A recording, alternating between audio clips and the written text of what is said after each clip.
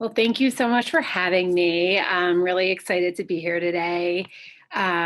This lecture is it's a very general overview of breast cases. We're going to run a wide spectrum of things. I don't know where people are in their training or if they're post-training, but I think everyone will get something out of this lecture, hopefully.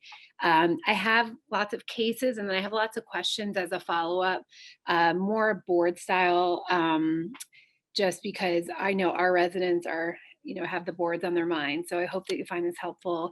And if you have any questions or any feedback, please don't hesitate to message me or turn on your microphone and ask a question. I'm very okay with this being interactive. All right, without further ado, let me see if this is working. Okay, so a 26-year-old female presents with a palpable lump. What's the appropriate first imaging test? Okay, and I'm going to give everyone a minute to answer. Okay, good. So everyone got that right. So the first, under 30, you want to start with an ultrasound first. And this is what the ultrasound looks like. Which of the following is considered a malignant feature on ultrasound? A lesion that's wider than tall, angular margins, 2 to 3 gentle lobulations, ellipsoid, homogeneous, echogenic echo texture. What's the best answer? A malignant feature. Good. So most people said angular margins. A lesion that's wider than tall, I usually think of fibroadenoma. So things that are benign typically grow along the breast plane. Things that are taller than wide means that they're growing fast, they're breaking through planes. So that's usually a malignant feature. So maybe you kind of read that wrong, but angular margins is the answer that we're looking for. And just so you know, this is an irregular hypoechoic mass. You can see lots of punctate calcifications in it. Certainly this is suspicious in this 26-year-old female.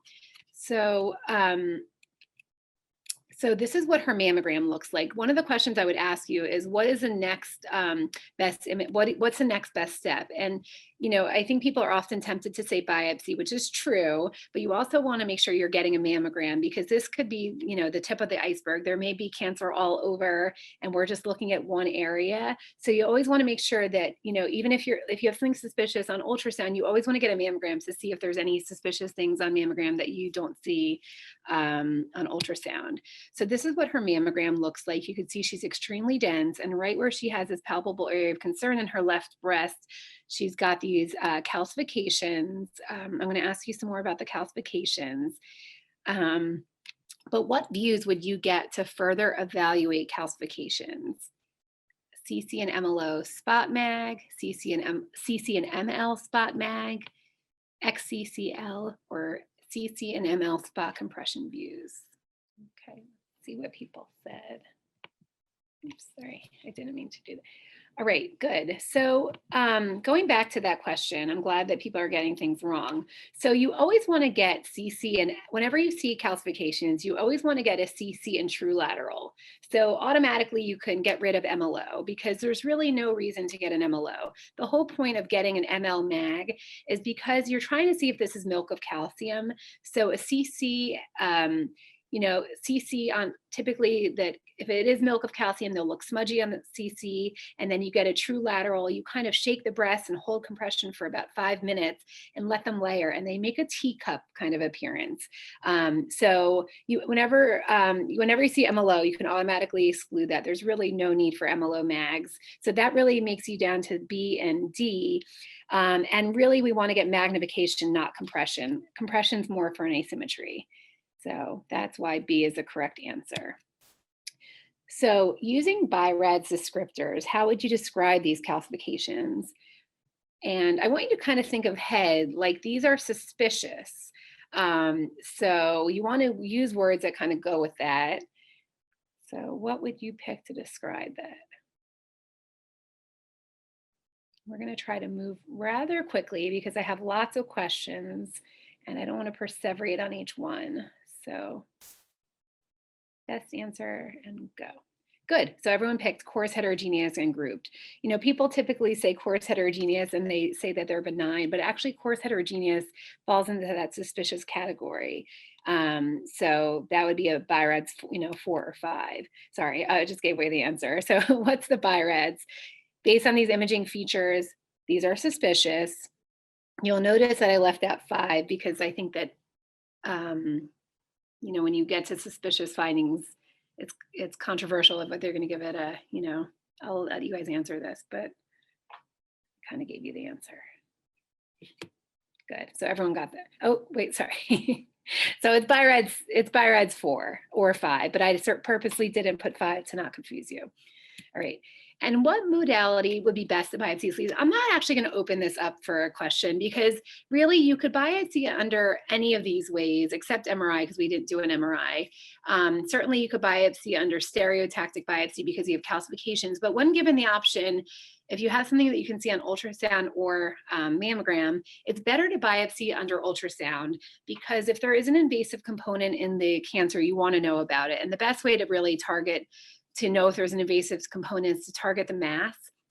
So I would typically kind of aim for the bottom of the mass that has both the calcifications and the mass. You may get a specimen radiograph if you're looking for calcifications. I often do that, especially with this mass that has calcifications, just to make sure you got that too. But this will kind of give you the best, most representative piece of tissue. So when given the option, biopsy under ultrasound. All right, pathology comes back as atypical ductal hyperplasia. What is your recommendation? And I will ask for a question here. So is it concordant? Is it, what are you going to recommend? And this is a lot of, mammo is a lot of management questions. So these are definitely questions that they could ask on the boards. All right, so you should be finishing up. Oops, let me move it so you could actually see the image. All right, let's see what people said. Good. So the answer is D. So it is, I guess you can say it's concordant, but this looks like a cancer. So really, ultimately the most important thing is that you want to recommend a biopsy, that you want to take it out. To me, I would call this discordant because I don't think atypical ductal hyperplasia, it's usually not this mass-like and suspicious. So certainly, the most important thing is that it comes out, but I would call this discordant. Okay, moving forward. Okay, so I'm going to skip these because I go over them. I will point out this slide, which is the Stavros criteria. I've talked to my residents about this extensively, but this is a good article from '95. It's how we, it's sonographic characteristics of benign versus malignant lesions. When I took the boards, we had to recite this, but basically you want to just memorize what the suspicious features are on ultrasound: spiculated, angular margins, marked hypoacugenicity, shadowing, punctate calcifications, ductal extension, branching, and microlobulated. And if any of those things are present, then you can't consider it benign. Okay, good, moving on. So always want to get a true lateral, and we talked about this. So this is just kind of a quick overview of how you do an ultrasound guided biopsy. You're going to find the mass on ultrasound. You're going to numb the skin and deeper tissue with 1% lidocaine. We often numb the tissue, the deeper tissue, with lido with epi, and that's to minimize bleeding. You want to make sure you don't give it in the skin because it could cause skin necrosis. We typically use a 9, 12, or 14 gauge needle here at Cooper. You could use any sort of needle. If the patient's on anticoagulation, you might want to use a smaller one, like a 14. I've seen even people use 16 or 18, but this is what we typically use. You always want to place a clip. You always want to get a post-biopsy mammogram and comment on whether the clip is representative. Bad things happen when you don't put a clip and you don't get a mammogram after. Okay, next case. So a 45-year-old female presenting with left breast rash for 3 months, no improvement with antibiotics. So already you're starting to think that something's going on. So this is her mammogram. This is her CC view. And then this is her MLO view. So pertinent findings include which of the above? So diffuse trabecular thickening, skin thickening, breast enlargement, or all of the above. Kind of an easy one, but good. So everyone got that. Okay.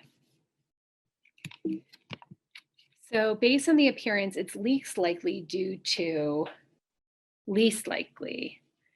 So the fact that it's unilateral is an important distinguishing factor to differentiate between the four of these. So based on the appearance, which is least likely? Good. Yeah. So congestive heart failure is usually bilateral. Exactly.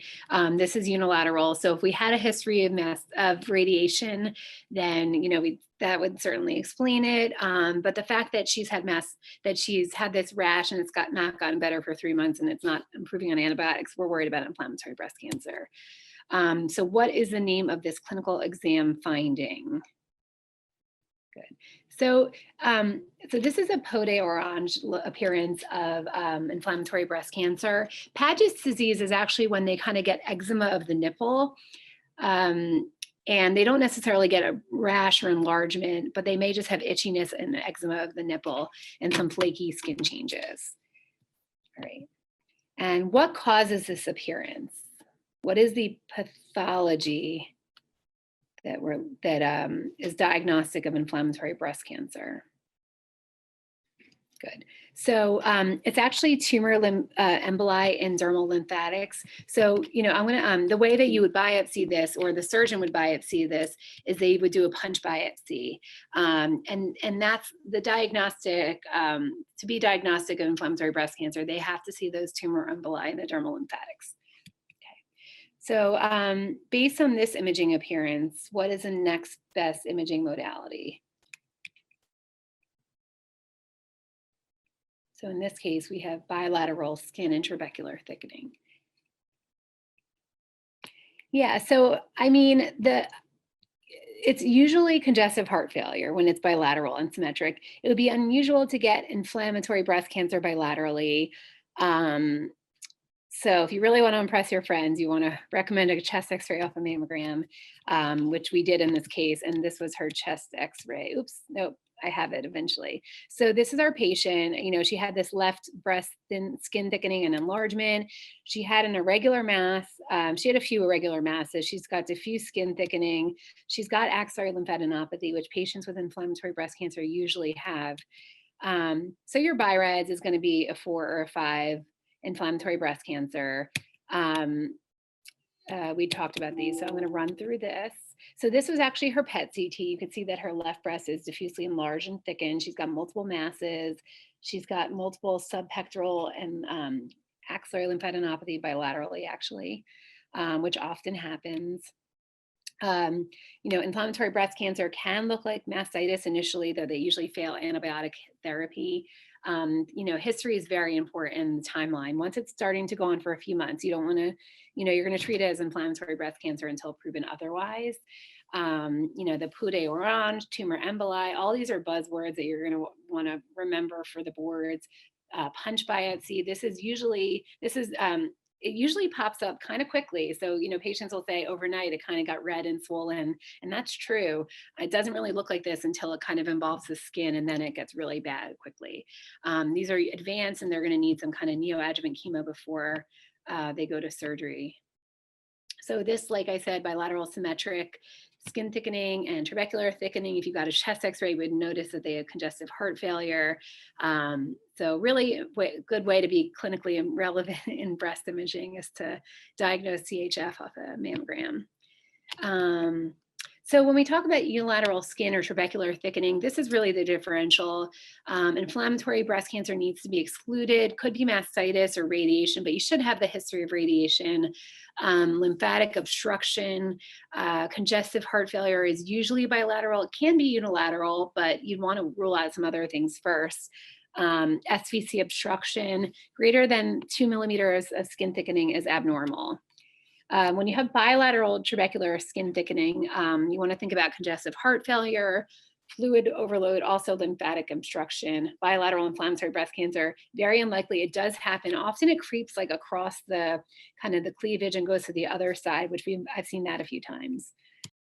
So a 56-year-old female with bilateral breast implant presents for a screening mammogram and survey breast ultrasound.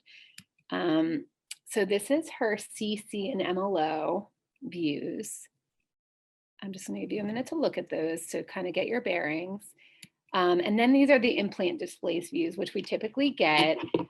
You can see that there is this dense mass in the right inner breast. So based on this appearance, what type of implants are these?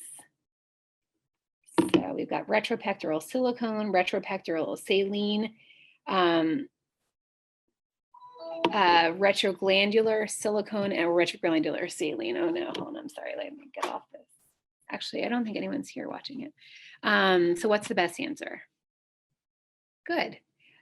Wait, so I actually blocked myself. So these are retropectoral silicone, good. So you see the pec muscle coming around the implant. You know it's silicone because it's high density and you can't really see through it, and you don't see that typical nozzle, which you'll see with a saline implant, and I'll show you another case of that. So what's the best imaging modality to assess for rupture of these implants? We're going to open this up. Is it MRI, mammogram, ultrasound, or none of the above? Good. So MRI is the best. Mammogram, you really can't tell. In this case, you can kind of get the sense that there's something going on. Oopsies, sorry. But you don't exactly know for sure. You can go to ultrasound. Ultrasound will be helpful, but also you're really going to want to do an MRI. So this is our patient. We did a survey ultrasound. This is of her right breast. And oh my God, sorry. I don't know what just happened. Oops.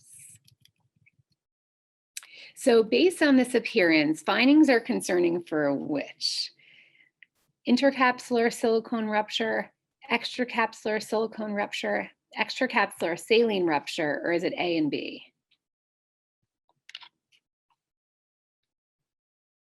A little bit of a trick question here.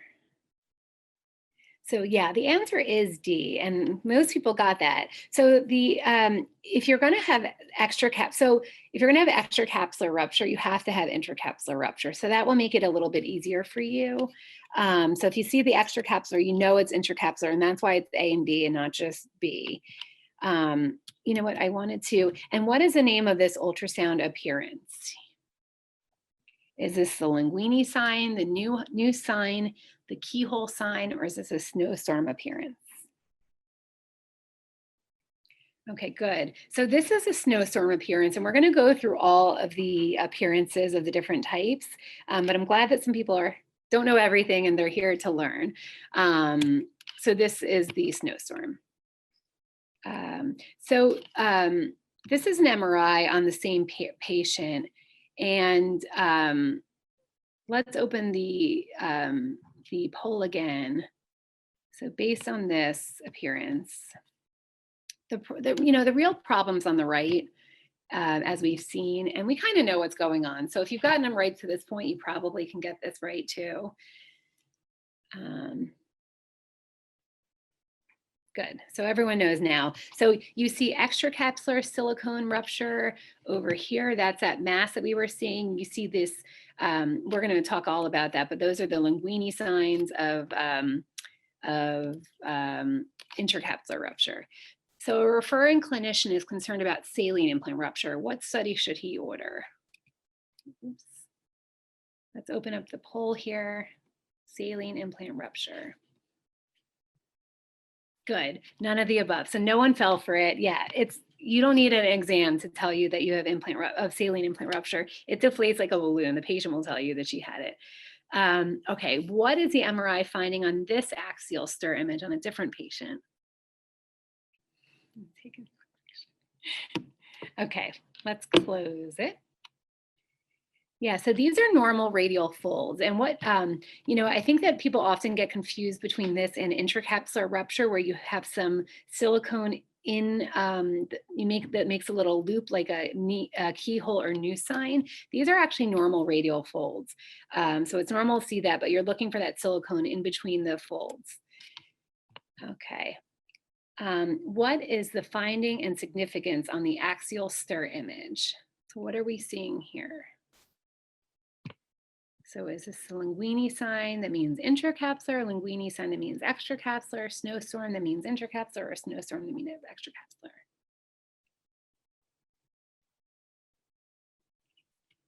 Good. So you're getting the hang of it. This is a linguini sign of intracapsular rupture. So it looks like a big ball of spaghetti in the implant. That's not normal. Okay, so to review our case, you know, this, like I said, this is these are retropectoral silicone implants. You can tell that because they're really high density and you don't see the nozzle. The pec goes in front of it. So if you treat, I can only tell on the MLO when I see the pec kind of going around the implant.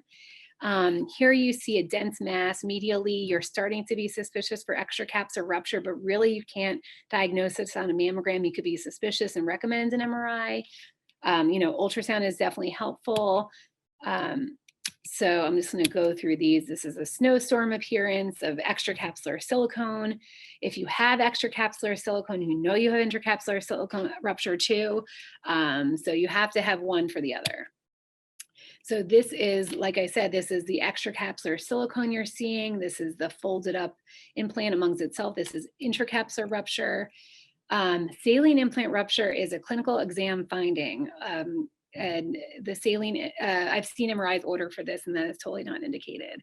This is what it will look like. You could tell that this is a saline implant because you could see the nozzle, you can see through it. It's a little bit less dense than the silicone implant. And this is actually a prepectoral, so or retroglandular, those are another term. So you can see the pec here kind of goes behind it. So in the other case, it went in front of it. So this is a good case for that. These are just normal radial folds. Like I said, you don't see the silicone within the folds.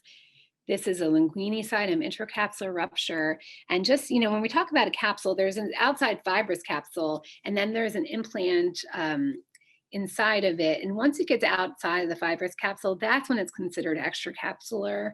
So extracapsular means beyond that fibrous capsule. And just to show you 3 examples next to each other, because I think this is helpful. So these are normal radial folds in the middle, but as you can see, and when there's intracapsular rupture, you'll see this silicone within the folds. This is called a keyhole or noose sign. Looks just like that versus, and this is the linguini sign. This is when it's really bad. So on ultrasound, you might see this stepladder appearance of intracapsular silicone rupture. And on MRI, you might see, in this case, you can see silicone extending beyond the capsule of the implant. This is extracapsular and intracapsular rupture. All right. So just to reiterate, I think this is a good summary slide. So, you know, intracapsular rupture, you'll see the keyhole or noose, linguini sign. On ultrasound, you may see a stepladder sign. For extracapsular, you may see silicone outside the implant, may see in the lymph nodes like we did. It can have a snowstorm appearance on ultrasound, and you must have intracapsular rupture to have extracapsular rupture. Next case, a 66-year-old female presents for a baseline mammogram. So this is her MLO. This is her CC. I'm going to give you a minute to just look at this. This is like her MLO and her CC. So based on this screening examination, what is the appropriate BI-RADS? Okay, good. So the finding here is really unilateral axillary lymphadenopathy. So that is never a normal finding. This is really breast cancer until proven otherwise. So really, you know, and then she also has these 2 masses that you can see that are asymmetric to the left. So you certainly would want to give her a BI-RADS 0. We need more information for sure. Okay. I answered this already, so I'm not going to even open the poll, but the most likely cause of this finding is metastatic breast cancer. When you have unilateral axillary lymphadenopathy, you want to make sure that it's not, you need to exclude breast cancer. What is this imaging modality? Many of you may not have seen this before, but my residents definitely have. So is it digital breast tomosynthesis, MRI, contrast enhanced mammography, or none of the above? I'm sorry, I'm freezing.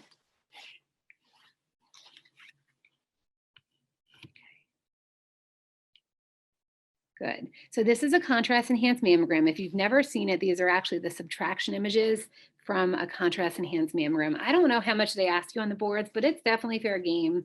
So if you've never seen it, this is what it looks like. So findings are suspicious for, now read this carefully. Let's say that these are both cancer. Is it multifocal, multicentric, contralateral, or inflammatory breast cancer? Sorry, I'm going to move this box so we're not obscuring the findings. Okay, good. So this is multicentric breast cancer. They're in different quadrants. Multifocal is when they're in the same quadrant, and multicentric is when they're in different quadrants. So this would definitely be multicentric. So you can see she's got an irregular spiculated mass at 3 o'clock. She has another ill-defined mass in the right breast at 10 o'clock, so another quadrant. And she also has what looks to be an abnormal lymph node. What is your BI-RADS for this? Sorry, I answered that quickly, but this is going to be a 4 or 5. You know, you're certainly suspicious. You would at least want to biopsy one of the masses and the lymph node, but ideally you'd like to biopsy all 3.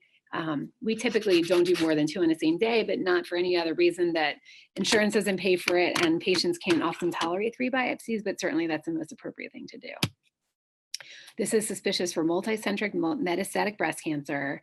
We ended up biopsying on the same day. We did that. This is the regular mass and the right axillary lymph node, but the one at 10 o'clock was also breast cancer. So you definitely want to give it a screening. And, you know, it's really important to know, are they a screening or are they diagnostic? Because if this was a diagnostic, you can give it a 4. But if this is a screening, you want to give it a 0. You need more information. Unilateral axillary lymphadenopathy is metastatic breast cancer until proven otherwise. If you don't see, I had a case recently where she had unilateral axillary lymphadenopathy, nothing that I could see on mammo, but we brought her back for a survey breast ultrasound. And of course, we found a little cancer hiding, and it ended up being metastatic breast cancer. So you got to find that cancer. If you don't see it on survey ultrasound, then you want to do an MRI, and you'd also biopsy the lymph node to make sure that it's not something else, because other things can metastasize to the axilla as well. Most likely cause is metastatic breast cancer. This is a contrast mammogram. These are the low dose subtraction images from contrast. This is suspicious for multicentric breast cancer, as we talked about. So multicentric involves more than one quadrant. Multifocal involves 2 masses in one quadrant. Synchronous means 2 tumors diagnosed within 6 months of each other. Metachronous means 2 tumors diagnosed greater than 6 months apart from each other. Okay, next case. Oh, well, it's a related case. So a 42-year-old comes in for a screening mammogram. What's the appropriate BI-RADS? Sorry for the old, this is very old images, but you get the point of the finding, I think, when I move my poll box. This over here. Okay, so, you know, this is a little controversial, but technically this is a 2, but you want to put something in your report that this is, that, you know, they need to have some underlying systemic disorder, like, well, let me get to the next question. So I'm not going to even open this up, but like lupus, HIV, inflammatory diseases can cause this. Dilantin is a drug that can cause this, but breast cancer should not cause bilateral axillary lymphadenopathy. It should really cause unilateral. So breast cancer would be least likely cause of this appearance. But certainly, you know, for bilateral axillary lymphadenopathy, it's usually something not breast cancer, but it doesn't mean it's not important. This could definitely be lymphoma. So often it requires just a conversation with the doctor who ordered it. You know, I look through their chart. Sometimes I know they have Sjogren's or rheumatoid, and that would explain it, but I'll put that in my report. But otherwise, you want to make sure that it's not lymphoma, but it's still a 2.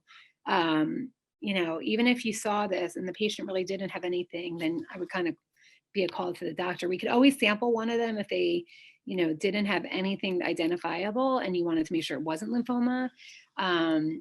But, you know, it's not breast cancer. So the least likely cause is not breast cancer. So these are some bilateral axillary lymph node causes, like I said, systemic diseases like sarcoid, mixed connective tissue disease, granulomatous disease. You might see some coarse calcifications in them. Also, lymphoma or leukemia can certainly cause this, and drug reaction from Dilantin is a classic cause. But unilateral axillary lymphadenopathy, you want to make sure, like I said, that it's not primary breast cancer with ipsilateral spread. Also, infection or granulomatous disease can cause that, or an extracapsular silicone leak, but that would usually be like a high density lymph node. Okay, great. Moving on. So, axillary lymphadenopathy, some suspicious features, they're going to be large, you're going to have loss of the normal fatty hilum, you may see calcifications. It's always better evaluated with ultrasound. So when in doubt, you might want to call them back for an ultrasound. Okay, so this is another case. I'm going to withhold the history, but take a minute and look at this. What causes this appearance? So we will open this up. Is it going to be radiation, mastitis, breast cancer, or gynecomastia? Good, so everyone got that right. So yeah, this is flame-shaped gynecomastia. If it's a classic gynecomastia case on physical exam, it doesn't even need a mammogram, but if you do, what would your BI-RADS be based on this? Good. So it's not negative because there is a finding. So I typically, reserve a negative for a true negative study. This is a guy, and he's definitely got gynecomastia. He has a finding. So I think this is a 2. It's certainly benign but it technically would be a 2. All right, this is a different patient. This was an 80-year-old male that presented with a right breast mass.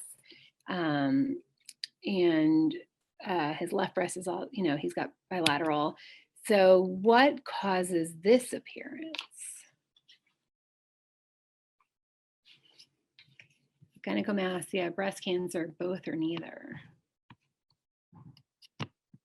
Oops, I'm sorry. That was, yeah. So it actually, the correct answer is actually C. So one person got it right. And I'm showing you this because I think this is a great case of, on the left, on the left, he's got gynecomastia. He's got that flame-shaped retroroller density. But on the right, he's got a true mass where, there are real borders. It's not an asymmetry, it's more of a mass. So when it's a mass, you definitely want to do an ultrasound. So we'll talk a little bit more about gynecomastia and ultrasound. But this is actually both, because the right side is breast cancer and the left side is gynecomastia. So I'm going to save the question just for the sake of time. But your BI-RADS, this is not gynecomastia. it could be, but you definitely would like to biopsy it. So in this case, you really want to give it a 4. Gynecomastia does not look this mass-like. It can in like the nodular phase, but you would really want to confirm this with a biopsy. This was a case of male breast cancer. So this would be a BI-RADS 4 or 5. So like I said, this is gynecomastia. This is a BI-RADS 2. This is bilateral. It's right breast cancer and left breast gynecomastia. This is definitely going to be a 4 or a 5. So in terms of imaging for males, you always want to start, if they're over age 25, you want to start with a mammo. A mammo is usually the most diagnostic imaging modality for gynecomastia. Ultrasound can be really confusing. So I don't always do an ultrasound. I do an ultrasound if it's not 100% gynecomastia on mammogram, but the ultrasound picture might be more confusing. So, in that second case where it was breast cancer, you definitely want to do an ultrasound because it certainly does not look like gynecomastia. But if it's gynecomastia on mammogram, stop. Don't do anything else. It's a BI-RADS 2, next case, nothing else to do. The differences between gynecomastia is usually bilateral but asymmetric. So there's usually one side that's worse than the other. You usually see subareolar flame-shaped densities. Like I said, the mammo is usually diagnostic. Ultrasound can often be confusing. as opposed to breast cancer. So breast cancer is usually unilateral. You're going to see a mass with true borders. Ultrasound is necessary if the mammo is not diagnostic, which it should not be in breast cancer cases. It's because it's not gynecomastia. Causes of gynecomastia. So most commonly it's just idiopathic. We always like to make jokes about, drugs cause it, like marijuana, prostate cancer meds, anything that really messes with your estrogen and testosterone levels will cause there to be that can cause excess estrogen can cause gynecomastia. So liver disease, testicular adrenal disease, and also male breast cancer can cause gynecomastia on the other side because of the hormones. So male breast cancer accounts for 1% of all breast cancers. Most are going to be invasive ductal.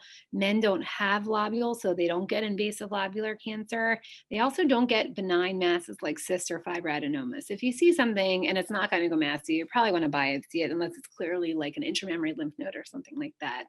And males tend to have a worse prognosis. And certainly when a male gets breast cancer, their whole family is going to be genetic tested because it's unusual, though I've seen a few cases. Okay, so what type of procedure is this? I'll open this up.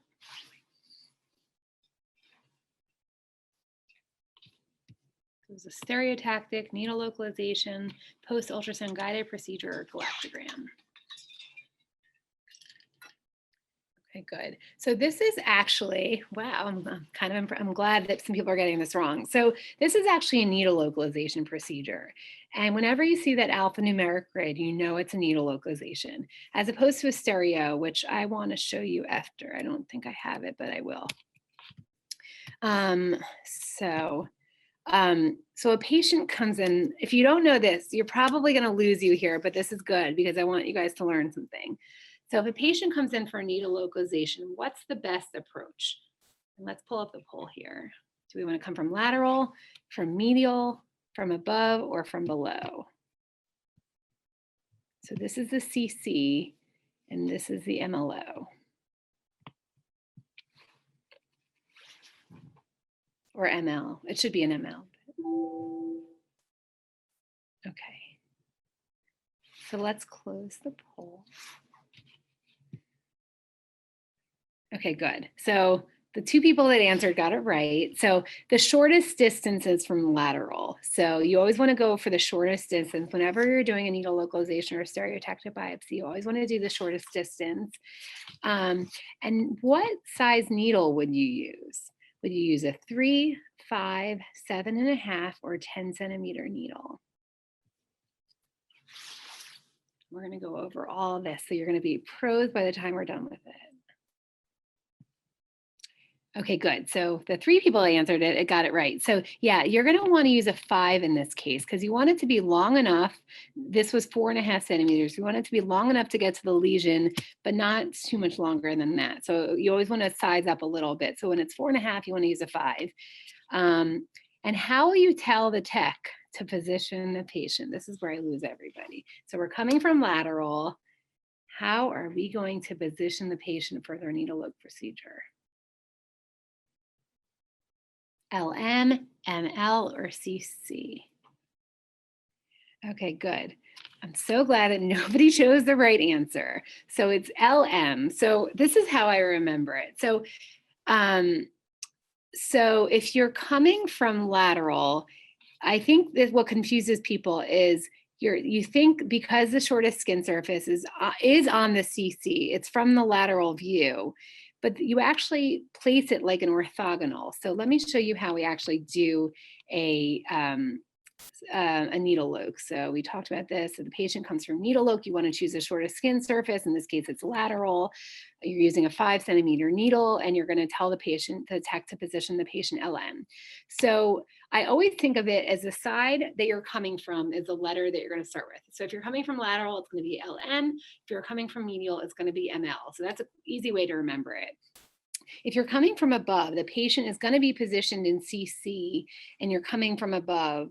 Same if they're coming from below, you're going to position them CC. But it all matters where the actual alphanumeric grid is open.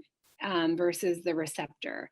So if you haven't seen one, I really urge you to see one in person because I think it will make a lot more sense once you see it in person. I always tell my residents to come in and see because when we plan for it. So let's talk about this. So this is actually a case where I'm coming from lateral. So I'm targeting this clip right here. So if we're coming from lateral, we're going to be positioned LM. We're going to put our needle in. We already measured. We know that we need a 5-centimeter needle. So we're going to use a 5 and we're going to go in all the way. So in this case, I would go in B and a half and 1 and like a quarter. So you basically put your needle in all the way. So we put the needle in right where the clip is. And now all we know is that it's in the same plane as it. We don't know where it is or how deep it is until we take them out and then we put them in the CC compression. And then we could actually see where our needle is in relation to the clip in the mass. So in this case, I really wish I had a better image, but you can see that the needle goes beyond the clip in the mass. And once you confirm that the needle is beyond the clip in the mass, then you're going to hook it. You're going to put the hook wire through the needle. And the patient goes across the hall to surgery with the needle and wire in their breast. And then they go to surgery and the surgeon takes it out. And then they're going to send you something like this. This is called a specimen radiograph. If you've never seen one before, the patient goes to surgery, they take out the clip. So when we check a specimen radiograph, we're looking for a few things. We're looking for the clip and the wire. We're looking to make sure that we got the mass and that, it's not butting the edge of the margins because we're really going for negative margins in this patient that's going for lumpectomy. So this is really how you do a needle lock procedure. For my residents, come in the room with me. It will make a lot more sense after you see it if you haven't seen one in a while. So needle localizations are performed when the surgeon cannot see or feel the tumor, or they need a surgical biopsy. Let's say you get atypical ductal hyperplasia, they want to take out more tissue, they're going to go to the OR, so we do a needle localization. You can do needle localization under any modality where you see it best. So if you see it best under mammography because you have a clip there, that's great, you do it under mammogram. I like to do it on ultrasound whenever I can because I really want to target that mass. Or you could do it on MRI, but you need an MRI compatible needle and wire. So we don't typically do them here at Cooper. These cases are usually performed on the morning of the patient's surgery. They come to radiology immediately before their surgery. We put the needle and wire in, and then they go straight across the hall towards the OR. They go to the OR with the needle and wire in the breast that the surgeon removes. Newer technologies are way better for patients. It's all done the same way, but in this type of, in the newer technologies, here we use something called a radio frequency tag, but they also have tags that are magnetic or are radioactive. And basically, we're going to place a little chip, a little tag right where the cancer is or the thing that needs to be removed. And the patient can leave with that. We take the needle and wire out. They just put a clip right where it is. And then the surgeon can come back the patient can come back a week later, 2 weeks later, kind of indefinitely later. We try not to put it in more than a month in advance. But then the surgeon, when they go to the OR, the surgeon has a receptor, whatever it is. In our case, they have a radio frequency receptor or detector, or you can have a magnetic detector or radioactive seed localization, and they find where it is in the breast, and then they remove it, and they know they got it because then it beeps when it's taken out. It's kind of like the gamma camera with a sentinel lymph node injection. So, just to summarize how you do a needle lock procedure, you're going to want to find the shortest skin surface and measure the distance. Needles come in 3 centimeters, 5, 7.5, or 9. You always want to make sure if you're coming from lateral, you're going to position them LM. If you're coming from medial, you're going to position them ML. And if you're coming from above or below, you're going to position them CC. And just simmer on that for a little bit. Think about that. You're going to basically find your target and determine your coordinates. You're going to put the needle in as straight as you can. Then you're going to take them out and put them in the other orthogonal direction. So if you're in LM, you're going to put them in CC, and vice versa. If you're in CC, you're going to put them in ML or LN. You're going to place the wire through the needle and remove, and then the patient's going to go to surgery, and you're going to check the specimen radiograph. Okay, so 64-year-old female presents with a palpable mass in the left breast. This is what her mammogram looks like. You can see she's got some masses in the left breast, a little bit of skin thickening here. So this is what her mammogram looks like. What is your next step?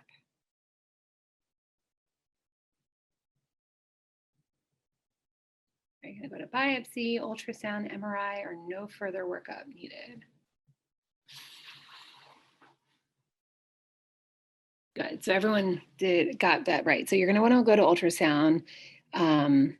If this was a screener, then you would call her back, you give her a 0, but she's a diagnostic because it's palpable, or she should be a diagnostic. So you're just going to go into ultrasound. I'm just going to describe this, but this is a complex cystic mass. It's mixed cystic and solid. It's certainly large. This obviously needs a biopsy. But I just want to take a minute to, I talk to my residents about this a lot, but the difference between a complex versus a complicated cyst. So complicated cysts are probably benign. You could even call it a 2 or a 3, depending on how you're feeling or the appearance or how many others she has in the breast, if it's palpable, stuff like that.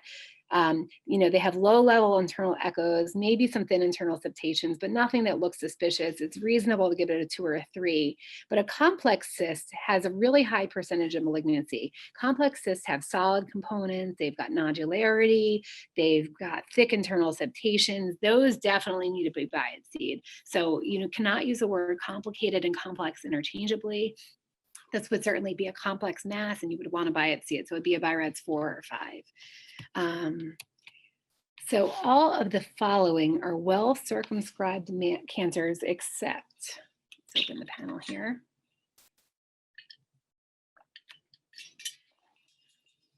Mucinous, medullary, tubular, papillary, or invasive ductal.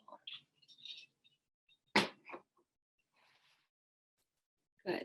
So yeah, okay, good. I said except. Yeah, so tubular is typically a slow-growing spiculated mass. All the others, medullary, mucinous, papillary, are all subtypes of invasive ductal that are well circumscribed. So the reason invasive ductal fits on here is because there are, these are all types of invasive ductal, so they're subtypes. And because invasive ductal, well, I'm going to leave this question here. The most common type of well circumscribed cancer is which? Good. Yeah. So invasive ductal is the most common because it's just the most common overall. Triple negatives tend to be the most common invasive ductals that are round balls. They grow so fast they don't even have time to become irregular and spiculated. So yeah, invasive ductal is going to be the most common. And like I said, all of these are subtypes of invasive ductal. So yeah, so going back to this case, she's 64. It's a palpable mass in her left breast. That means she's a diagnostic mammogram. So you're going to want to go to ultrasound next. Certainly it's going to need a biopsy. This is a BI-RADS 4 or 5. This is a complex cystic mass. Tubular is not well circumscribed. It's a slow growing irregular spiculated mass. Invasive ductal is the most common. This is what her T1 pre-contrast looked like. So, this is with fat subtraction. So what's bright on T1 pre? We've got blood or protein. So mucin is T1 bright. So this is a mucinous cancer.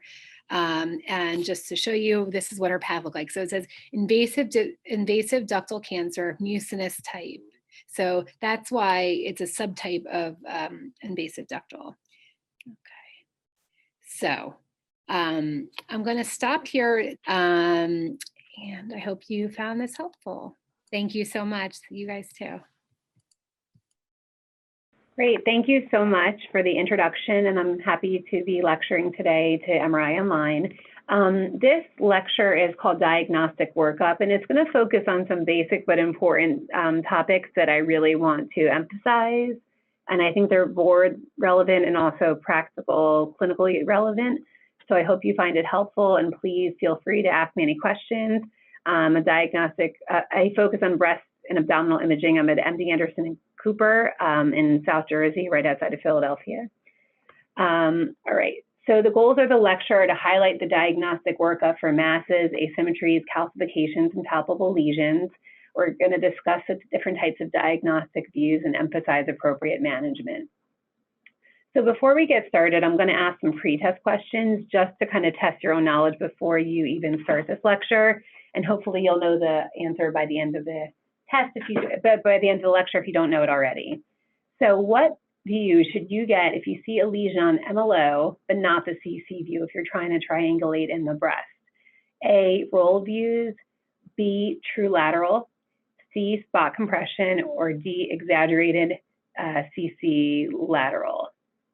So a poll just came up, host and panelists vote. Okay, so now would be a great time to vote. I'll give you the answer at the end.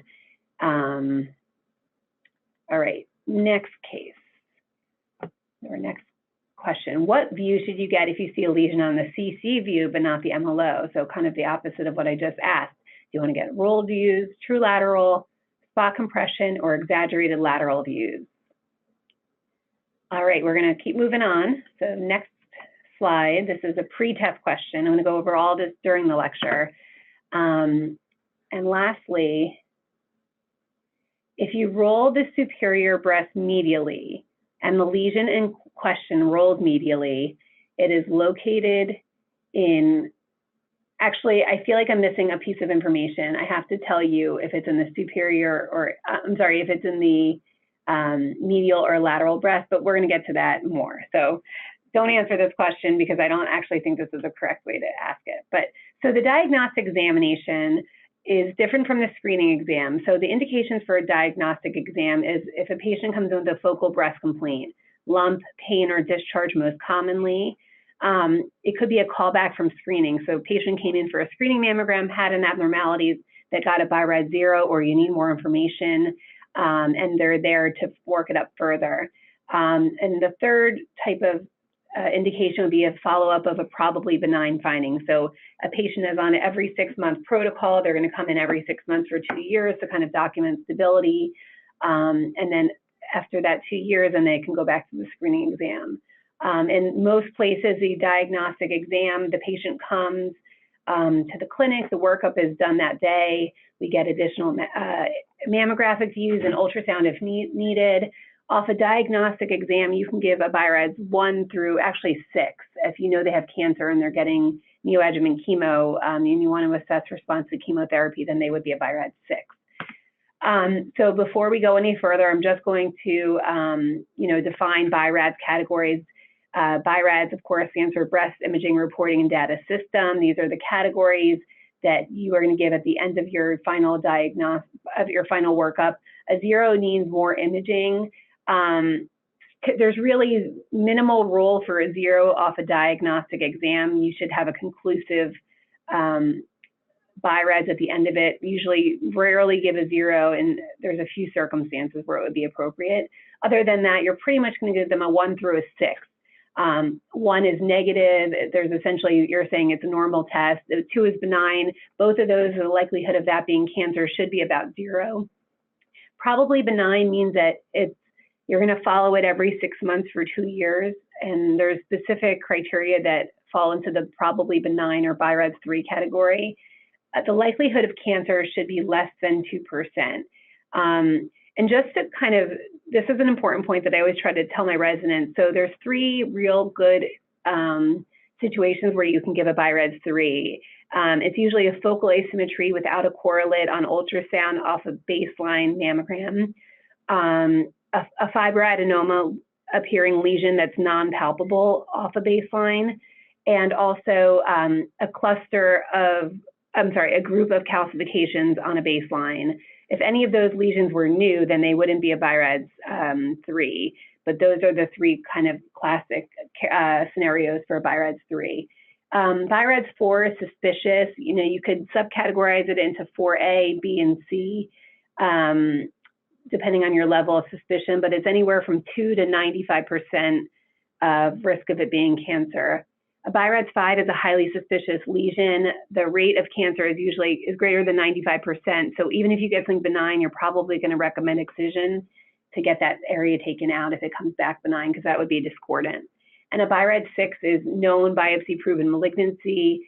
Like I said, if you're assessing a response to chemotherapy, that would be a good BI-RADS 6. So case number one, a 58-year-old female presents for baseline screening exam. And when you're reading these cases, it's really important to note whether they're a screening or they're a diagnostic case.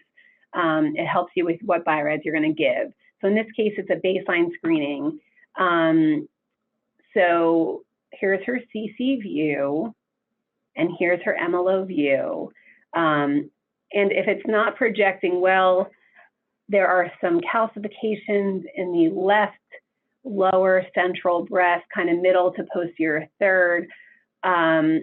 So like I said, she's a screening exam. So therefore, what is the appropriate BI-RADS category?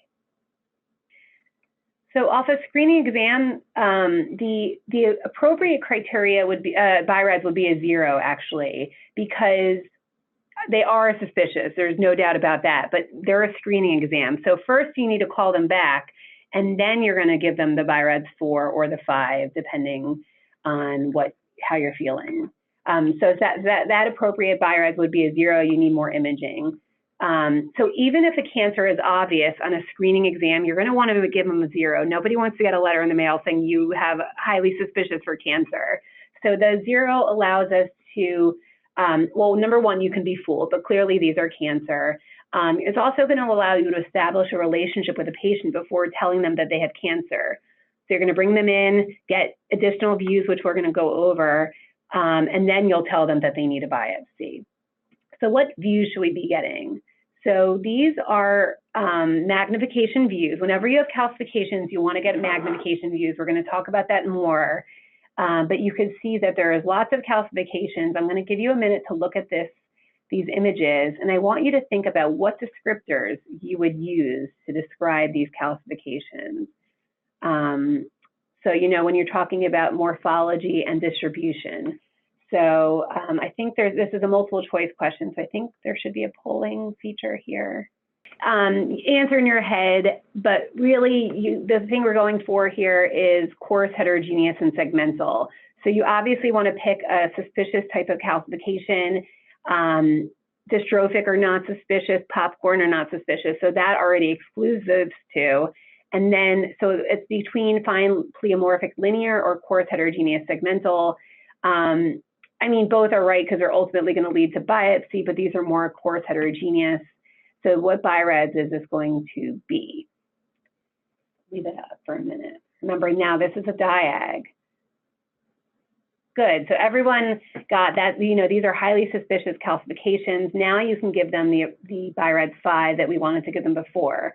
So highly suspicious. So I just want to go over the BI-RADS lexicon. They were updated in 2014. There's a few types of changes, a few important changes in that update. Clustered is no longer a category, it's now grouped instead. And instead of, they used to have benign, intermediate and suspicious. Now they just have benign and suspicious. So amorphous and coarse heterogeneous got bumped up to now they're suspicious. So whenever I tell my residents, if you're using the words coarse heterogeneous, the next words out of your mouth should be biopsy. So if you think it's like a fibroadenoma, don't use the words coarse heterogeneous, use the word popcorn or coarse, you know, so it gets a little confusing there. Eggshell and lucent-centered calcifications are now called rim calcifications, and round and punctate are now just round. And in terms of distribution, it goes from, you know, least suspicious to most suspicious. So diffuse and regional, when they're kind of all throughout the breast, that's not that suspicious. It gets more suspicious as they become grouped or linear or segmental, like in our case. These would be the suspicious distribution. And I just want to remind you that morphology and distribution trumps stability. So if there's coarse heterogeneous calcifications that have been stable for a few years, it still can be DCIS and it still may warrant a biopsy. We've had a few cases like that where, you know, the first person doesn't recommend a biopsy, and then we're all kind of falsely reassured that they're okay. And then 5 years later, they're still there, but they've never really been addressed, and they biopsy them in their DCIS. So, you know, it's important. We always say morphology trumps stability. Okay, next case. So these are segmental, coarse heterogeneous or pleomorphic calcifications, but they're not linear in this case. So you would want to do this if you had the ability to do a stereotactic biopsy. You would want to do that. In this case, when there's 6 centimeters of calcifications, typically we biopsy the front and the back, so we'll biopsy 2 areas. And the reason we do that is because if a patient wants to be a candidate for breast conservation therapy, you need to document the extent. So in this case, 6 centimeters disease, that's typically not a good candidate for breast conservation therapy. We usually say under 5 centimeters, or localized to a quadrant of the breast. That's very surgical dependent and patient dependent. Like if the patient has a large breast, you might be able to do some segmental lumpectomy, but in most cases, that's a criteria to do a mastectomy. So it's always really important to document the extent of calcification. So if you see a large area, biopsy 2, the one in the front, one in the back. If it is greater than 2 centimeters and they are going to go to breast conservation therapy, we usually put in 2 needles and wires on the day of their needle localization to make sure that all the calcifications are removed. Okay, case number 2. So 45-year-old female presenting for screening mammogram. So remember, screening is important as opposed to diag. This is not the best image, but I'm circling calcifications, okay? So remember, a screening exam, what BI-RADS are you going to get? I'm sorry, it's a BI-RADS 0. So you're going to get a further workup. My question to you is, what views are you going to recommend to assess these calcifications? Do you want to get spot compression in the CC and ML, spot magnification in the CC and MLO, or spot magnification in the CC and ML? They kind of all sound the same, but they're very different. Okay, good. So exactly. So it's C, spot magnification in the CC and ML. And I want to drive this point home because there is really no reason to ever get a magnification MLO. So I'm going to repeat that again slowly. There's no indication to ever get magnification views in an MLO projection. You always want to get a true lateral projection. And the reason is because you want to let them layer. The reason you're getting a true lateral is you think they might be milk of calcium. You want to see them layer on the true lateral view. I'm going to go over milk of calcium protocol in a minute, but there's no indication for MLO. That will not let them layer. So always, always, always get, if you're going to get magnification views, get a CC and ML. You can either get spot magnification or you can get full field magnification. Doesn't matter. But the point is you can get CC or ML. So here is the CC, where they look a little bit smudgy, if you'd say, and here's the true lateral, where you see this type of T cupping. And that's really what we're looking for. This would be, what BI-RADS would this be then, based on what I just showed you? Okay, good. I'm glad that some people got this wrong. So this is a very classic case of milk of calcium. It's benign, it's a BI-RADS 2. And that's the reason we are getting these true lateral views. So milk of calcium, well, milk of calcium is, I'm gonna go into it in a minute. I just wanted to, a moment about magnification views. They're always used for they're always used for calcifications. It uses a smaller focal zone rather than the typical mammogram, 0.1 millimeters versus 0.3 millimeters. You don't use a grid like other types of magnification. Instead, you're using an air gap, which I'm gonna show you in a minute. So basically, this is the picture that, of course, we're going to lose this picture when we actually show this on online because I don't have copyright to this image. But basically, you're taking the object away from the detector. I'm sorry, from the receptor, which creates the magnification. So this is one type of. This is a formula you need to know from your board. So this the image distance. Source to image distance over the source to object distance is what creates the magnification. So instead of placing it you're gonna place an air gap. You're gonna remove the breast from the detector, and that's what causes the magnification. By bringing it close to the receptor, it's gonna make a magnification view.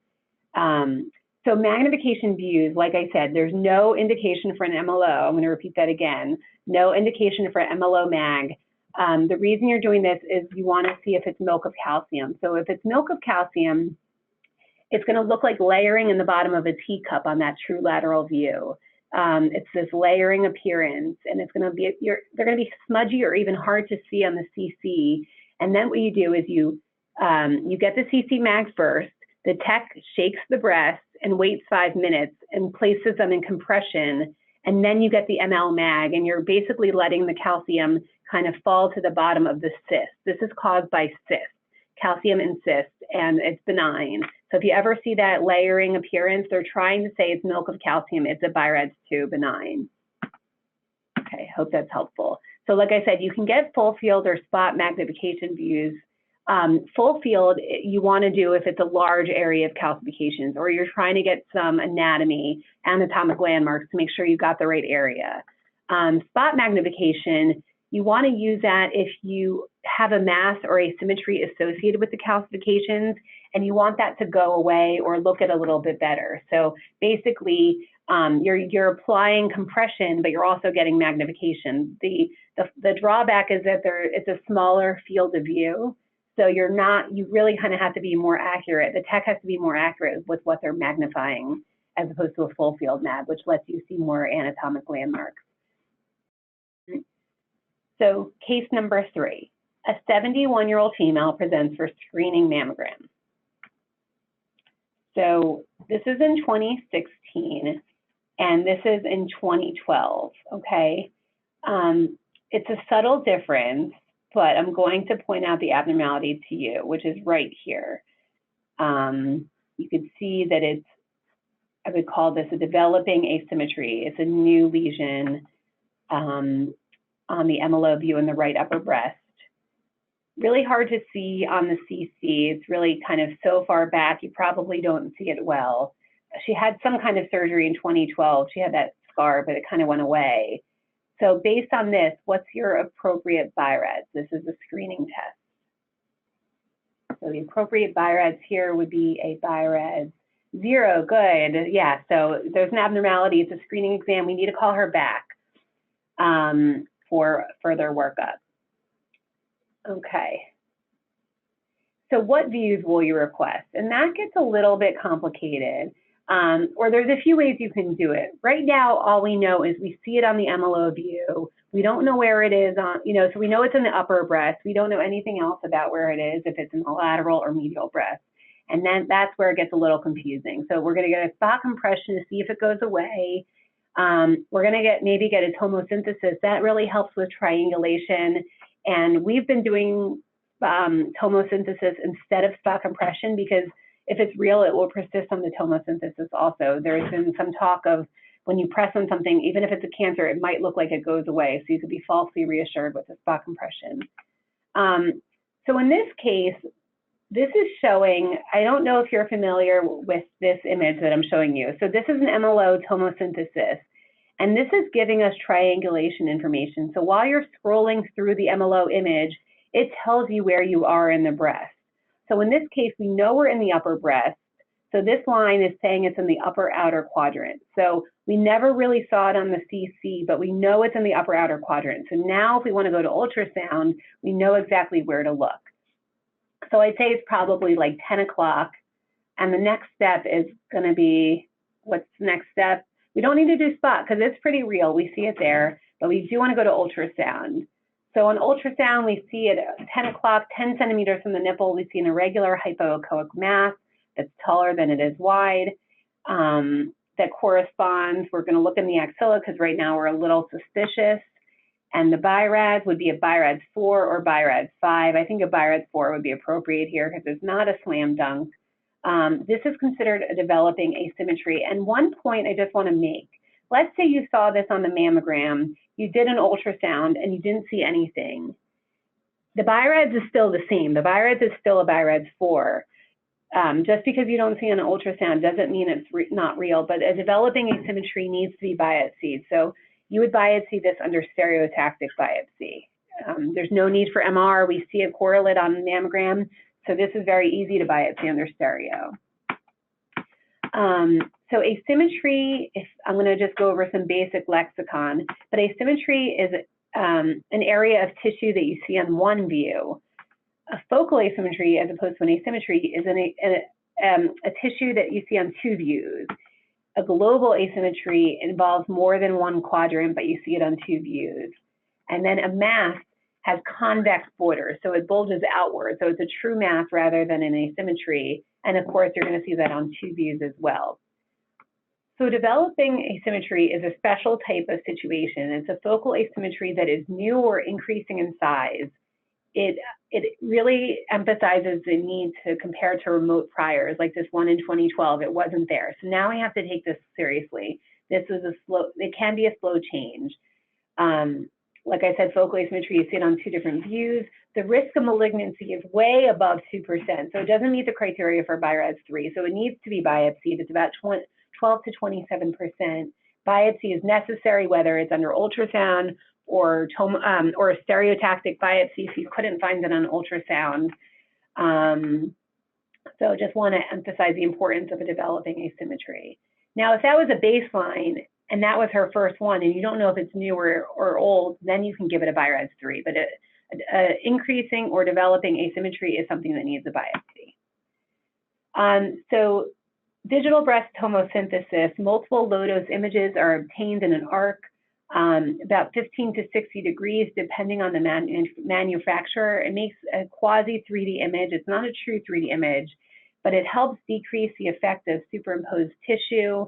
We've started doing these in lieu of spot compression. So if we see something on a mammogram, on an MLO, instead of bringing them back for MLO spot compression, we'll just do an ML tomosynthesis and repeat the image and see if it persists.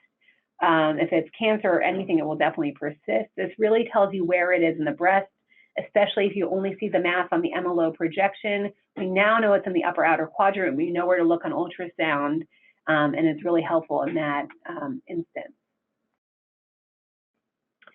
Okay, case number 4. 76-year-old female presents with a palpable area of concern in her right breast.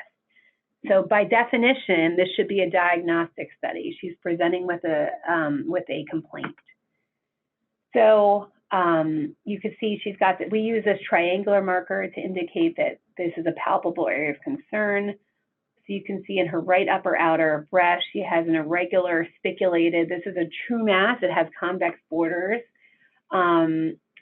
So what do you do next?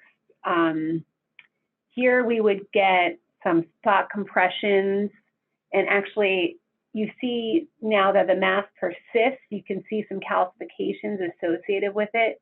You also see this more circumscribed appearing mass just posterior to it. So next step, I'm going to give you a minute to think about what we're going to do.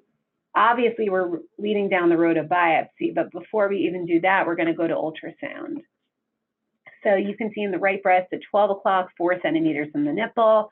There is an irregular hypoechoic mass that corresponds to the mammographic finding at 1.9 centimeters. She has another mass that's right behind it, about 1.3 centimeters behind it.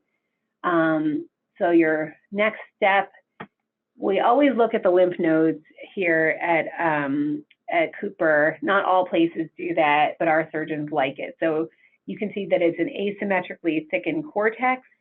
So BI-RADS, what BI-RADS would this be? 4 or 5 is appropriate.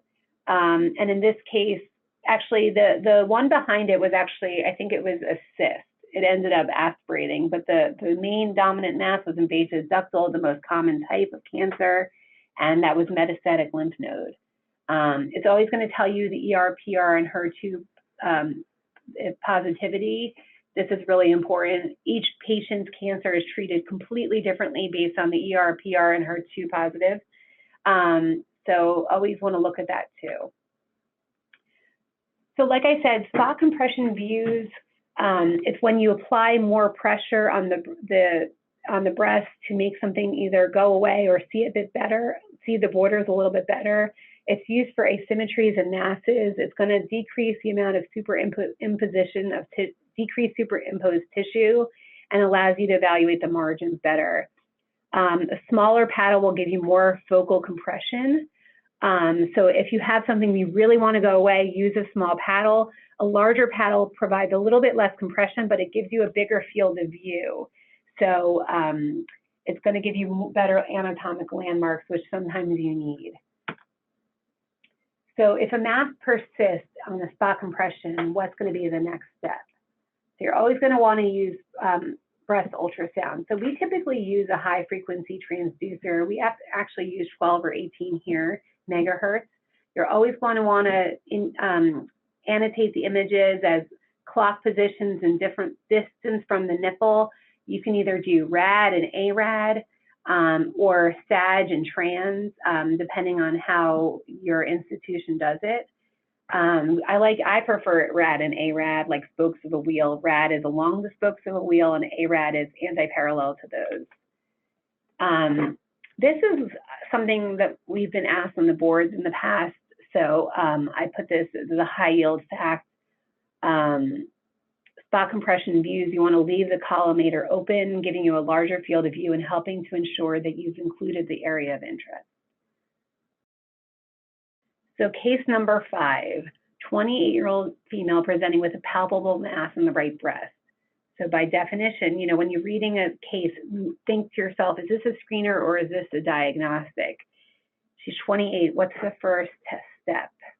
Is it going to be mammogram, ultrasound, MRI, or refer her to a breast surgeon?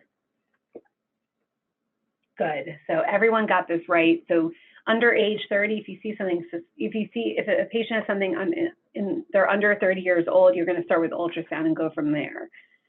So this was actually a case that I had when I was first starting out. She presented with this kind of cystic looking mass. You know, in retrospect, I would say that it has thick internal septations, but I thought it was like more of a minimally complicated cyst, and I gave it a BI-RADS 3, which was not the right answer, but I didn't know that at the time. So she came back 6 weeks later because it grew. And I always tell patients when I give them a BI-RADS 3, I said, if it gets bigger or harder in between now and then, come back sooner, okay? And this is one of those cases. So now you can see that the lesion has gotten a lot bigger and the thick internal septations are more evident. So now we're worried if we weren't before. And she has a little bit of a thickened lymph node.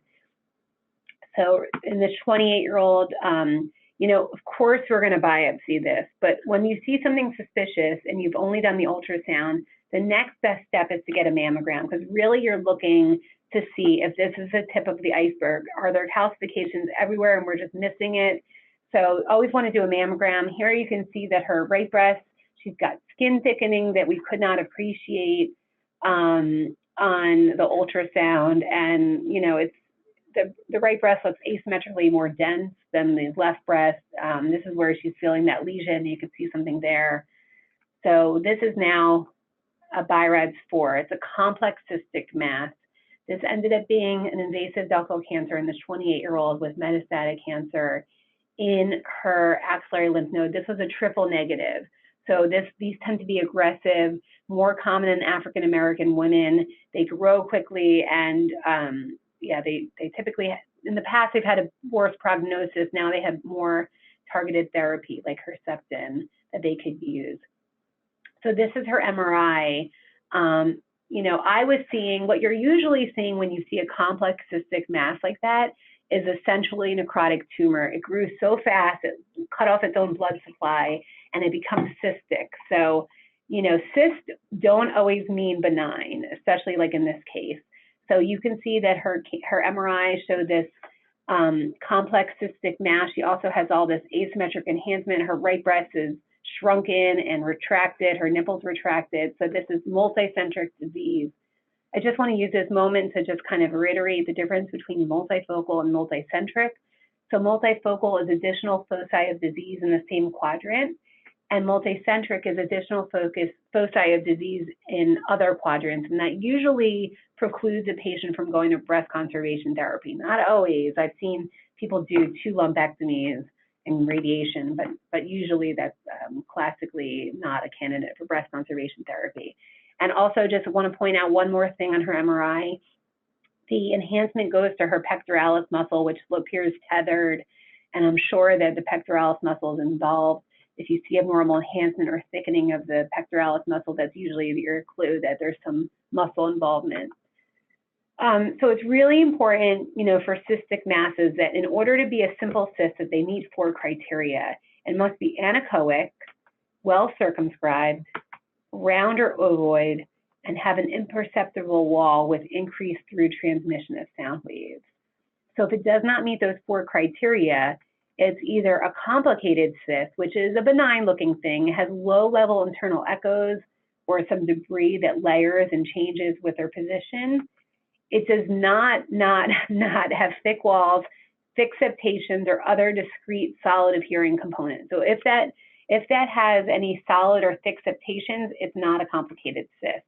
A complicated cyst could be followed by REDS 2 or 3, depending on if they have multiple similar appearing cysts. I usually say if the patient's symptomatic or it's new or enlarging, just aspirate it and just make sure that it's not bloody or anything like that. Complicated cyst is very different from a complex cyst. And my residents, I always yell at them because they sometimes use it interchangeably, and they cannot be used interchangeably. Complex cyst has thick walls, thick septations, intracystic masses, or the solid components. This is what I mean when you say a solid and cystic mass. So this is a complex cyst. The rate of malignancy is very high. It's 23 to 31%, so it's way above the 2% that would warrant a biopsy. So tissue sampling is required. So very important. So these are all cancers. So this looks like a cyst, but you can see that it has like some solid portions, some that did not layer. This is really not a smooth, round, circumscribed lesion. So already you're suspicious. These are all cancers. So just, a cyst is not always a benign thing. So you're really looking for those thick septations or solid portions. These are all complex cysts that require biopsy. So just to reiterate that breast complaints under 30, you're going to want to start with an ultrasound. If there is a suspicious mass, you're going to work backwards and get a mammogram, and then ultimately you're going to do a biopsy. Breast cancer is rare, but it definitely happens. We see it often. I don't know if it's just our population here, but we see lots of cancers under the age of 35. So a patient's age is not a reason to just think it's benign.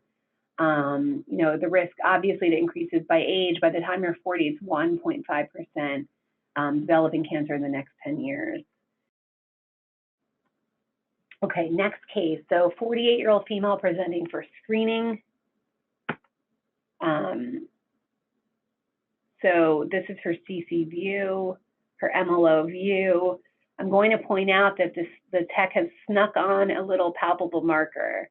I'm just going to tell you her mammogram's normal, but remember, she's screening and she's presenting with a palpable area. So your BI-RADS needs to be a 0. All palpable lesions need to have an ultrasound. All palpable lesions need to have an ultrasound. So if they sneak one on, they're like, if the tech is doing a screening, they're like, oh yeah, I have this area palpable, they should be calling you and letting you know. But if it flips by, if you see it in their note or you see that palpable marker, you have to call them back for an ultrasound. So in this case, we, called her back for an ultrasound. We did a spot compression in that view. We really don't see anything. We do an ultrasound in the area. We don't see anything. And the BI-RADS there is going to be a BI-RADS 1, no suspicious finding in the area of concern. Further management should be based on clinical assessment. And the reason we say that is not because we're trying to cover our ass. We are, but really there is a real concern for malignancies that are not seen on imaging. So if a screener has a palpable, you must give it a BI-RADS 0 and call the patient back for an ultrasound. Always do an ultrasound in a palpable. Management of palpable lesions with a negative mammogram and ultrasound should be based on clinical assessment, which means that if it's suspicious, they may require a surgical biopsy. The rate of cancer with a negative mammogram and ultrasound approaches 4%, so it's not small. And these are the cancers that we worry about, the ones that we're going to miss, by our standard imaging. If we would send them to a surgeon, they would decide if they want an MRI or if they're going to just do a surgical biopsy based on how it feels. We have a few cases like that where it was a negative mammogram and ultrasound, and it did end up being a cancer. So case number 7, 56-year-old female presents for screening mammogram. So here is her CC and her MLO view. And I'm going to point out the abnormality, which I really think was an amazing call. I barely saw it, but the person that was reading this saw an asymmetry in the CC view here. They didn't know where it was. And really the point here is what, so you're gonna give it a BI-RADS 0, but my question to you is what imaging can you get if you see this asymmetry on a CC view? In addition to spot compression, what can you do to figure out where it is in the breast? All we know right now is it's in the lateral breast, and we're not entirely sure if it persists. I think it persists there. So if you see something on the CC view, but not the MLO view, what views are you going to get?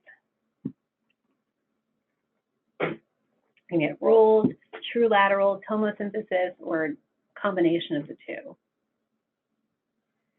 Good.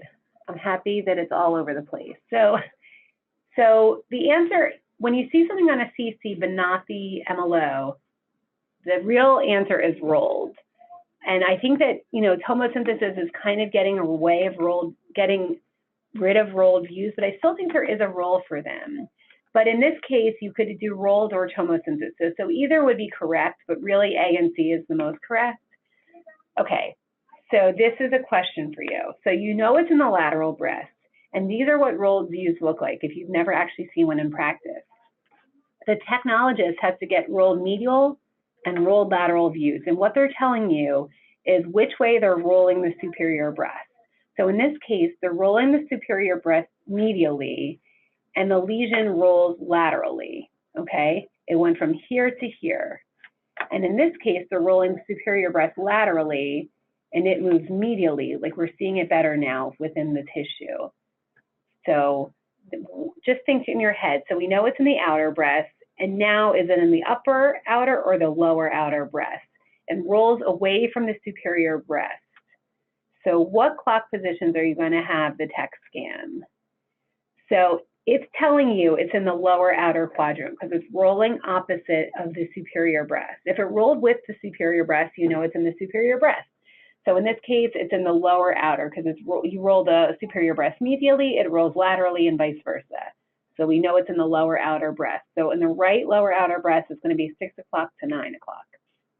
And there you can see at 8 o'clock, there is an irregular hypoechoic mass that's suspicious. It's going to be a BI-RADS 4. And this ended up being an invasive ductal carcinoma.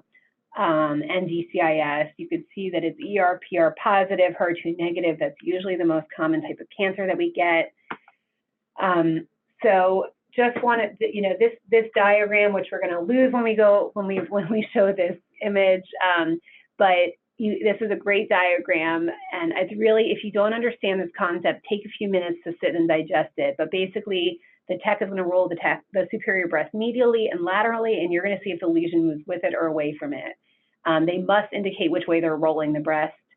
And so, like I said, if it rolls with it, it's in the superior breast. If it rolls opposite, it's in the inferior breast. And you're going to do roll views on if you see a lesion on the CC view, but not the MLO. Okay. So what do you do if you see a lesion on the MLO, but not the CC? And this is the opposite. So when you get it, if you see something on the MLO, you're going to get a true lateral view to see if it drops or if it rises. And you're going to do ML, it's better for lateral lesions, or LM, it's better for medial lesions. It's named from the direction of the tube to the detector. And this helps you tell where it is on the CC view. And this is a great diagram that's going to show you what lesions do. So if you have something on the CC view, if you have something on the MLO view, if it's in the medial breast, it's going to rise. So muffins rise on the true lateral view, as opposed to if it's in the lateral view, it's in the lateral breast, it's going to fall on the true lateral view. So muffins rise, lead falls. That's a great way to remember it. So if it's in the medial, it's going to rise. If it's in the lateral breast, it's going to fall on the ML view. So medial lesions go up from the MLO to ML, and lateral lesions go down from the MLO to ML. So again, if you don't understand that concept, take a few minutes and just kind of think about that in your head. I promise it will make sense. So just to give you an example, this is a fibroadenoma. We know exactly where it is, but this is the CC view, the MLO view, and the ML, and you could see that it rises from the MLO to the ML, so it's in the medial breast. So if you didn't know where something was, it would tell you where it is. So this is a good example of it in real life. So exaggerated views are some other types of images that you can get if you need to see more lateral or medial tissue. XCCL means you're going to pull it means exaggerated laterally. You're going to pull the lateral breast tissue out further. That's if something's in the lateral view and you want to see it better. Opposite is XCCM. You're going to exaggerate it medially if you want to see the more medial breast tissue. So 45-year-old male presenting with a lump. What's the first best imaging test for a 45-year-old male? We're going to start with an ultrasound, mammogram, MRI, or none of the above. Men by definition are usually a diag. Good. So most of you said mammogram. For men, actually 25 is the age that cutoff that you're going to go from ultrasound, start with a mammo. So under 25, you're going to start with an ultrasound. Over 25, you're going to start with a mammogram. Usually the mammogram is diagnostic. When we're talking about gynecomastia, the mammogram is usually diagnostic. We may not need an ultrasound.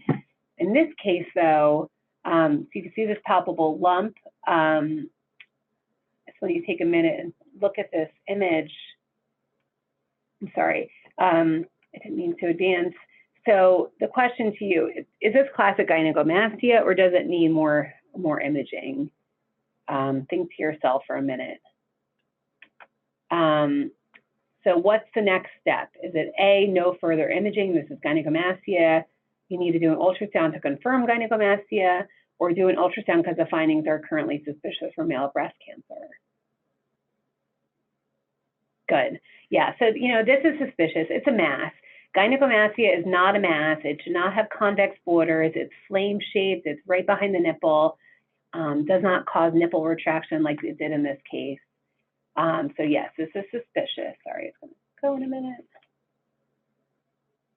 Yes, so suspicious for breast cancer. So you could see if you do an ultrasound, like if you were on the fence and you wanted to do an ultrasound, or the patient's doctor wanted it, you could see that this is not a flame-shaped retrolar density. This is an irregular hypoechoic mass in the retrolar region. He had another lesion here at 2 o'clock. You can see that these are separated by 2.3 centimeters, and he's got an abnormal lymph node.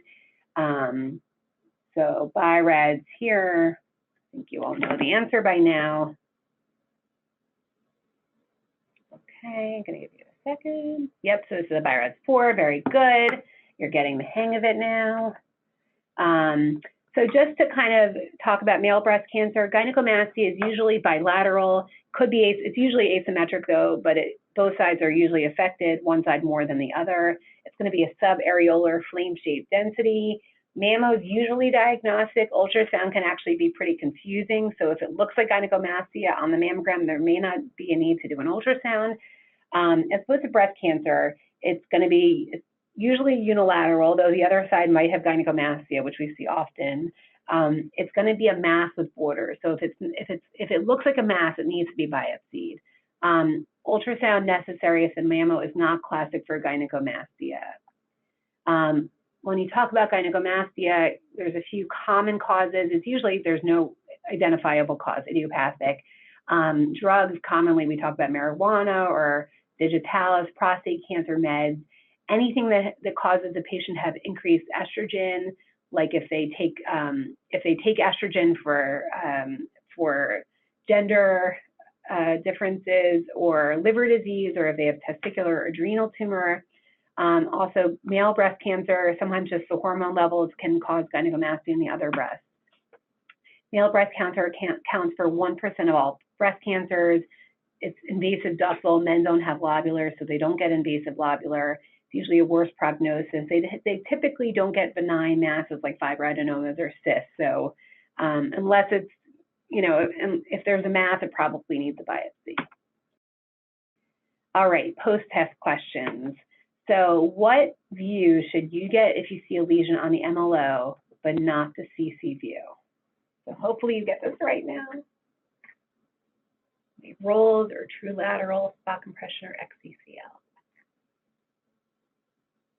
Oh no, okay. Well, the answer here is true lateral because you're gonna wanna see if it falls or rises on the MLO view to see where it is in the breast. Okay, so if you don't understand that concept, go back again and listen to that part. So what about if you see something on the CC but not the ML and you wanna know where it is? What are you gonna get here?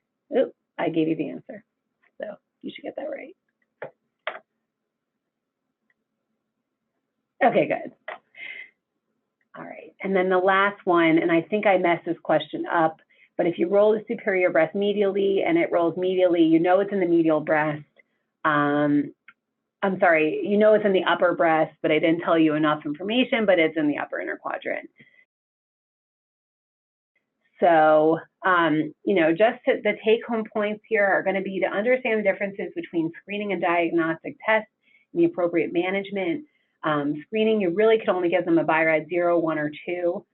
You're not going to give a 4 or 5 off a screener, and typically should not give a 3 either. Diagnostic, you can give a BI-RADS 1 through 6, actually. Always want to use BI-RADS lexicon. Ultrasound, any palpable lesion. So thank you for listening. I'll open it up to any questions if anyone has at this point. I very often get male patients for ultrasound evaluation for clinical suspicion in case of asymmetry, which I understand is ultrasound. No, I think that we really need to start with the mammogram.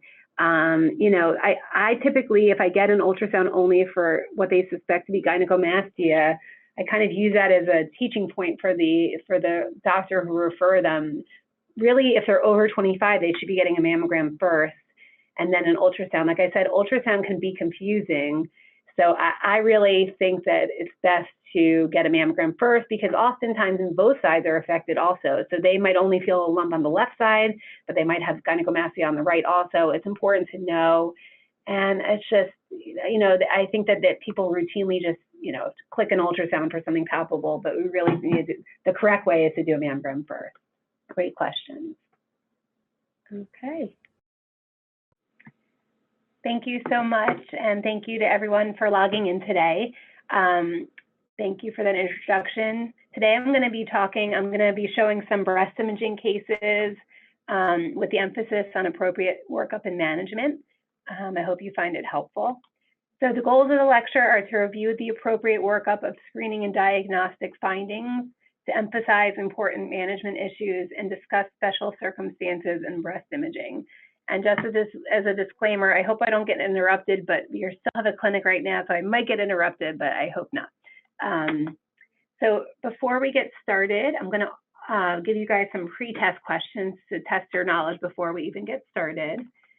A patient presents with a palpable area of concern. Diagnostic mammogram is negative. What is the next appropriate step? And I just want you to answer this in your head. You don't actually need to put up the polling feature because I didn't give the answer yet, but we're going to come to this later in the talk. So think about this, what you want to do for this palpable with a negative mammogram. Reassure, ultrasound, MRI, or surgical consultation. Patient had a biopsy which revealed atypical ductal hyperplasia. What is your recommendation? You followed up in 6 months with a BI-RADS 3, say it's benign, follow up in 1 year.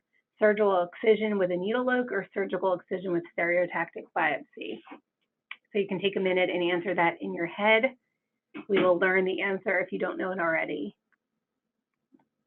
And what is the difference between multifocal and multicentric breast cancer? So multifocal involves more than one quadrant. Multicentric involves one quadrant. Multicentric involves more than one quadrant. Multifocal involves one quadrant.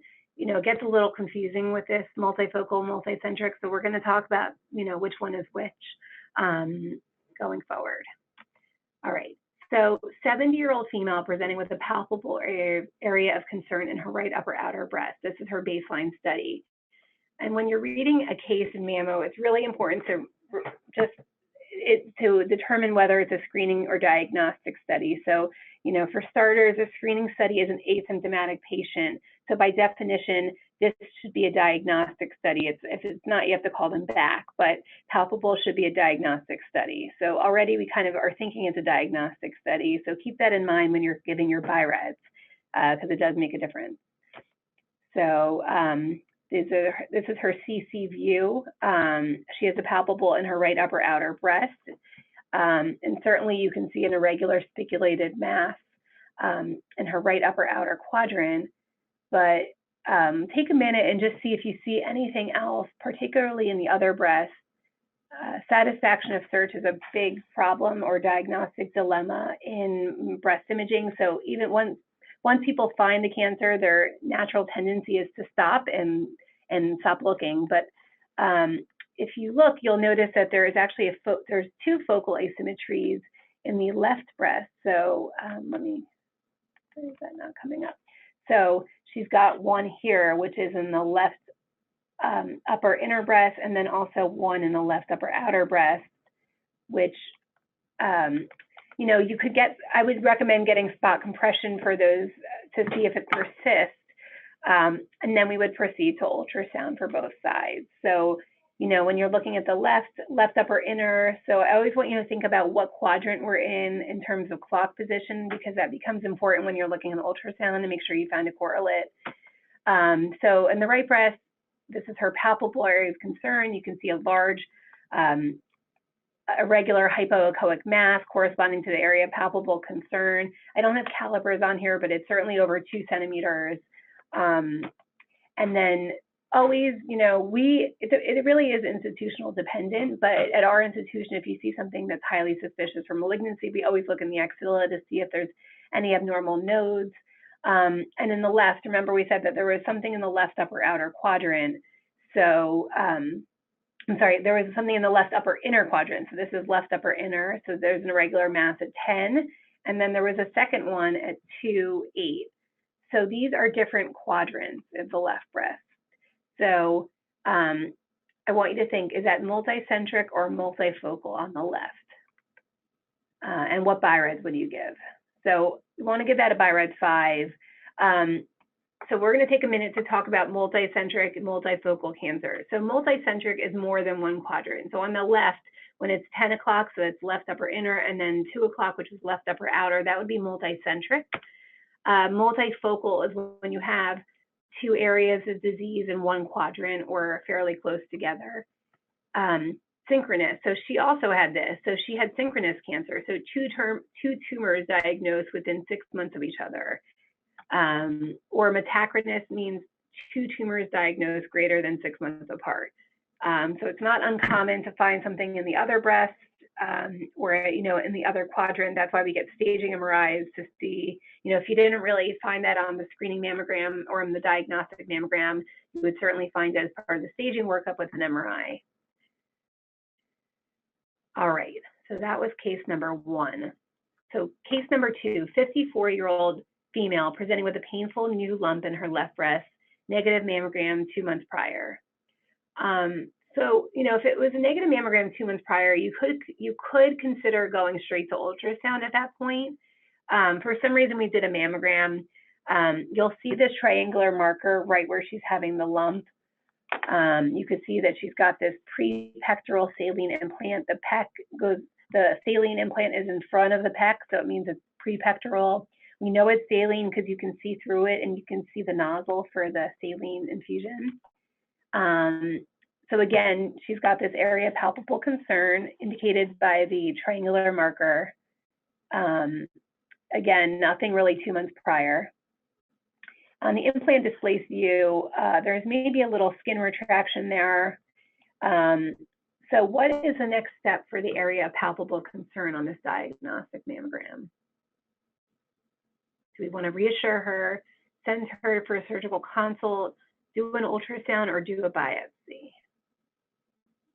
Good, so everyone got that right, great. So yes, you always want to do an ultrasound if something is palpable. So that's why they have to be a diagnostic, so you can do that ultrasound even if the mammogram looks normal. Definitely want to get an ultrasound. Move this along. So right, ultrasound's correct. And at 11 o'clock, 3 centimeters from the nipple, we see an irregular hypoechoic mass, an abnormal lymph node as well. Like I said, we always look in the lymph node in the axilla to see if there's any abnormal nodes. So what would be your appropriate BI-RADS for this mass? Notice I left BI-RADS 5 out, so there's no confusion. Good, so everyone's gotten that right. So you guys are doing good here. All right, so let's keep going. Yeah, so that's a BI-RADS 4. Obviously, you're going to want to do a biopsy. If you see it on ultrasound and stereo and mammogram, it's better to do it under ultrasound because what you're really going for is we want to know if it's invasive cancer. If you do a stereo and target the calcifications, you might get DCIS but no invasion, and you may be falsely reassured, so they won't do nodes. They won't do a sentinel node biopsy or anything like that. So that's why it's important if you see it on mammogram or ultrasound and have the choice, you want to do it under ultrasound. So of course, this came back as invasive ductal grade 3. You know, it always tells us the estrogen and progesterone receptors and the HER2 new, and that lymph node was positive as well. This is what it looks like on the MRI. You can see it's sitting right on top of her breast implant. And she's got that abnormal node. Okay, case number 3. So 71-year-old female presenting for annual screening mammogram. So this is her mammogram in 2016. And it's kind of a subtle finding, so I'm going to draw your attention to it. But it's in the right upper breast. So you really see it up here. This was here from 2010. You have something in between that is from 2012. So you can see that, well, let's see what you see. So the salient finding, so we see it on one view and it's been kind of growing or becoming more conspicuous over time. So would that be an evolving asymmetry, focal asymmetry, mass, or architectural distortion? Good, good. So I'm glad somebody got this wrong because you guys were doing too well and you didn't even need this lecture. But yeah, so an asymmetry is something that you're going to see on one view, and it's not a mass. A mass has convex borders. So if we go back to just look at that, that lesion, you could see we only saw it on the, we really didn't know where it was on the CC view. We saw it in the right upper breast. You can't really call it a mass because the mass you have to see on 2 views, and you can't really call it a focal asymmetry also because you have to see that on 2 views. So really it meets the criteria for developing asymmetry, like we said.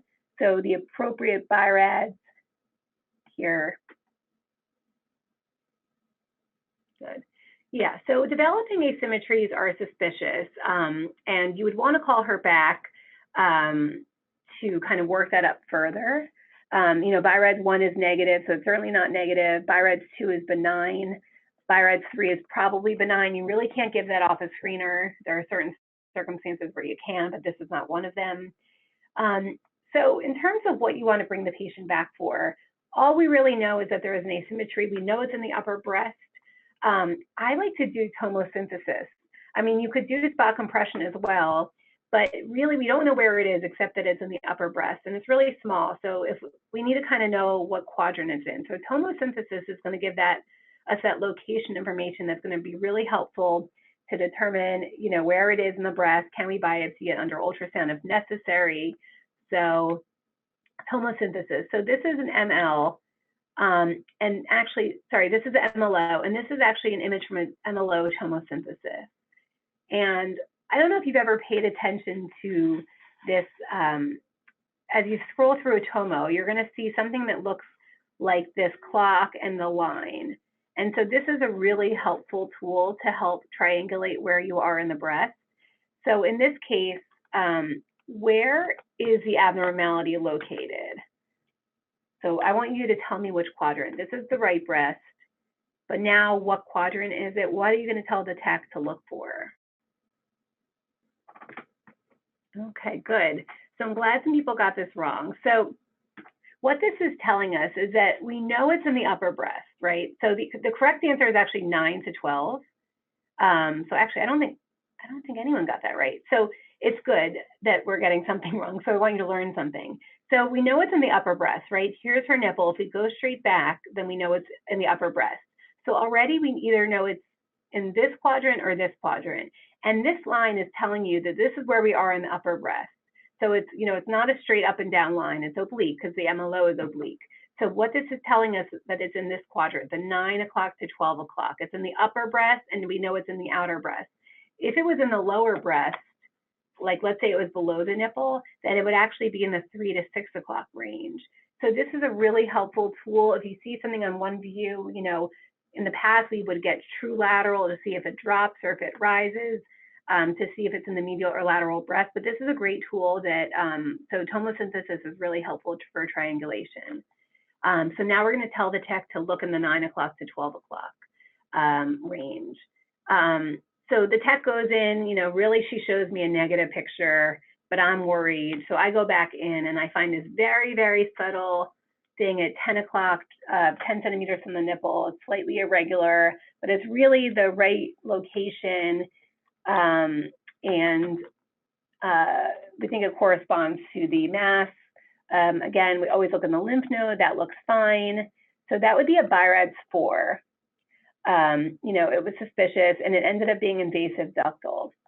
So evolving focal or evolving asymmetries are new or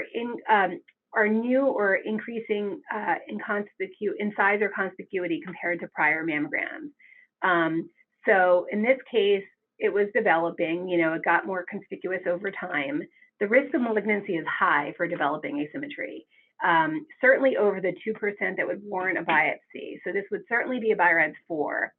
And if you didn't see it on ultrasound, then you would biopsy it under stereotactic biopsy. I don't want you recommending an MRI.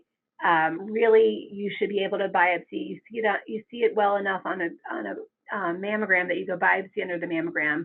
But developing asymmetries have a very high risk of malignancy, certainly well over the 2% that we would except for probably benign. So that would need to be biopsied. A focal asymmetry on a baseline is a different situation. So if you have a focal asymmetry on a baseline and you do the appropriate workup, you get spot compression views, and you do an ultrasound, there's nothing there, then you could say it's probably benign BI-RADS 3. But if it's a growing or new focal asymmetry or asymmetry, that needs to be addressed. So that is suspicious and should be biopsied one way or another. And this is actually a great article in Radiology, the Developing Asymmetry, Revisiting a Perceptual and Diagnostic Challenge. So if you need some nighttime reading, I recommend this. So she goes on to have breast conservation therapy, right? It's one small little area. What can we do in radiology to take out the tumor? And I'm going to give you a minute to answer this. So I will give you a hint. This is what it would look like if you do this procedure. Good. Glad some people got this wrong. So, on the boards, they can certainly show you something that looks like this alphanumeric grid. When you see an alphanumeric grid, you know it's a needle localization. So needle localizations are done before surgery to help localize something that we can't see, that the surgeon can't see or feel. A stereotactic biopsy, on the other hand, I wish I put a picture in my lecture, but it looks different. It's going to have a little box. You know what? I'll add that for the next time. But when you see an alphanumeric grid, you know it's a needle loc, and that is what we do in mammogram and breast imaging to help localize it. Something before surgery. You could do it under a mammogram. You could do it under ultrasound. You could do it under MRI if you have the capability. You could put a tag in and then they take it out later. So be familiar with those procedures because it's something we do often. And my question to you is, I want people, actually, this is very interactive, so I want people to jump in and if they have any questions about anything I'm talking about. I don't know if you guys are in practice or you're residents, but certainly if there's something I talk about you're not familiar with and you want more information, please let me know. Feel free to ask. So we want to know what size needle are we using and what approach for our needle localization. Good. All right, so we have things all over the board, so I'm so happy about that. And let me take a minute to explain what is going on here. So this is the ML, this is her clip, and this is the CC view. So what you're trying to do when you're planning for a needle loc is you want to find the shortest skin surface. So, you know, certainly it's in the upper outer breast. So if we measure from the superior breast, it's about 7 centimeters. If we measure from the lateral breast, it's 4.2. So already we know we want to come from lateral. That's just the closest skin surface. Now you want to talk about what size needle you need for a needle loc. Typically they come in 3, 5, 7.5, or 10. But the real underlying theme is that you need something that's long enough to reach the answer is 5 centimeters from lateral. It needs to be long enough that you reach the lesion. It's okay to go past it, but you don't want to be too short. So a 3 would be too short. A 7.5 would be really long. You would need to pull it back because really you're going to want the hook right kind of at the tip. So we're going to come from lateral with the 5. This always trips up residents, but if you're coming from lateral, you're going to be positioning the patient LM, okay? So for some reason it didn't show up well, but let's say that the clip is right here. So you would go in at E 0.5, so that would be right here. And you basically go in straight with your needle at 0.5 in E. And then you're going to take a picture to see that it looks like it's straight and right on top of your lesion. So in this case, it is. So all we know is it's in the same plane as our lesion, but we don't really know how deep it is yet until we take the patient out of LM and then put her in CC, okay? And so you can see that the needle goes right to where we want it to. So it's, the 5 centimeter is just perfect. You know, if we went 7.5, it would be a little too deep.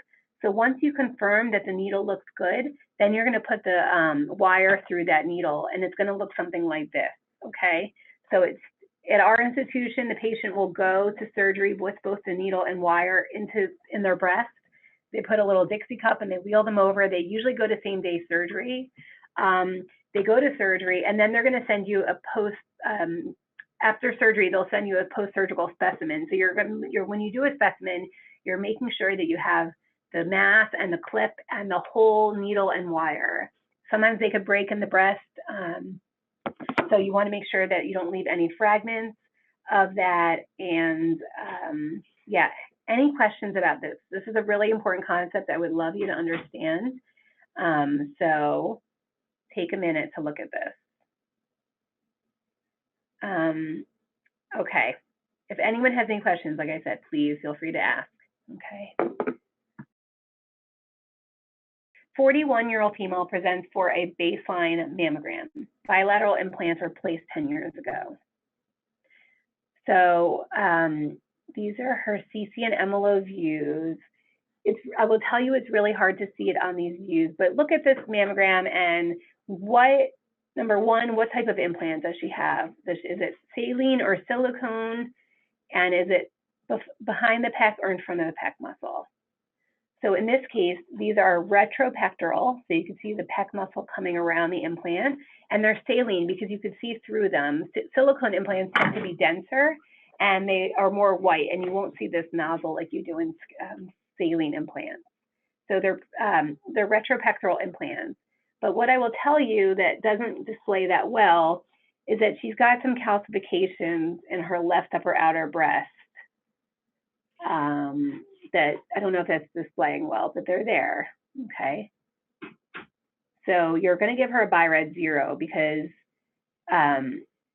we need to call her back for additional diagnostic views. What views should we get to further evaluate these calcifications? CC and MLO mags, CC and ML mags, spot compression, or XCCL.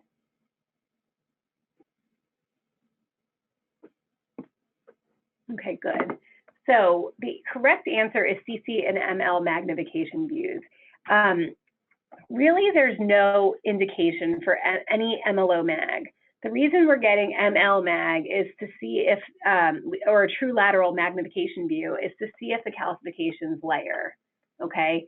If they layer, it's benign milk of calcium. So that's really the best way to see if something layers. So whenever I see an MLO magnification view, I kind of roll my eyes because there's really no role for MLO magnification. So if you see that on a test, you could already exclude that answer.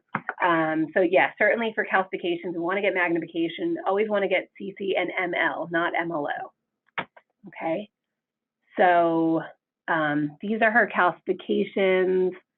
If I had to use a descriptor, I would say that they are segmental pleomorphic calcifications. They span a large extent. They span about 10.5 centimeters. I don't always do an ultrasound, but in this case, I felt like that there was maybe an underlying mass and she was so dense. We've been doing a lot more survey ultrasounds. So in this case, we saw an irregular hypoechoic mass in the upper outer quadrant. You can see these little punctate echogenic foci, which corresponds to calcifications. You know, we're suspicious. We're going to look in her lymph node. This is a BI-RADS 4 or 5, depending on how confident you are, but certainly if this is very suspicious.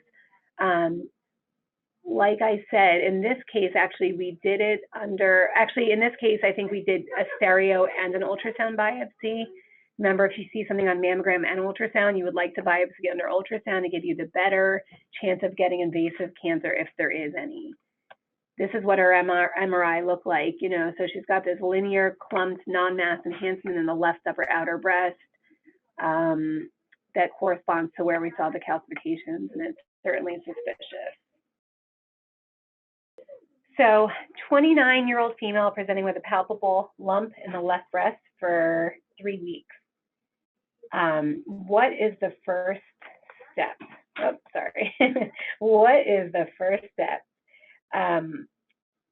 So under age 30, you're going to want to start with an ultrasound.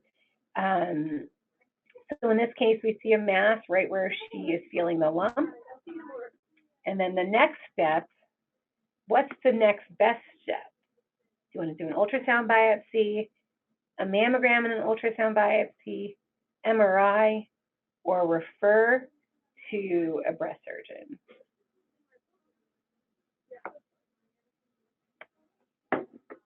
Good. All right, so I'm glad most people got this wrong. So if you see something suspicious on ultrasound in a patient that, you know, that's under 30, you certainly want to do an ultrasound biopsy, but you're also going to want to do a mammogram because really this could be the tip of the iceberg. And in this case, it was. So you're really going to assess both breasts. I mean, you might see calcifications that you didn't realize were there that you couldn't appreciate on ultrasound. So in this case, you want to do ultrasound and a mammogram and ultrasound biopsy. There's a little subtle skin thickening here and maybe a lesion in the skin. So here's what her mammogram looks like. Okay, so you can see that the left breast is has diffuse trabecular and skin thickening. And if you didn't appreciate that just by, you know, imaging, if you looked at the thickness of the breast, the right breast is 6.8 centimeters and the left breast was 9.2 centimeters. So really the left breast is very enlarged, very swollen and edematous. So already you're starting to think that this is suspicious for inflammatory breast cancer. And if you went in to go see the patient, you would see the discrepancy, the size discrepancy, and that's often how they present. This is a beautiful case. If anyone knows what this is, take a minute and think of what is this study?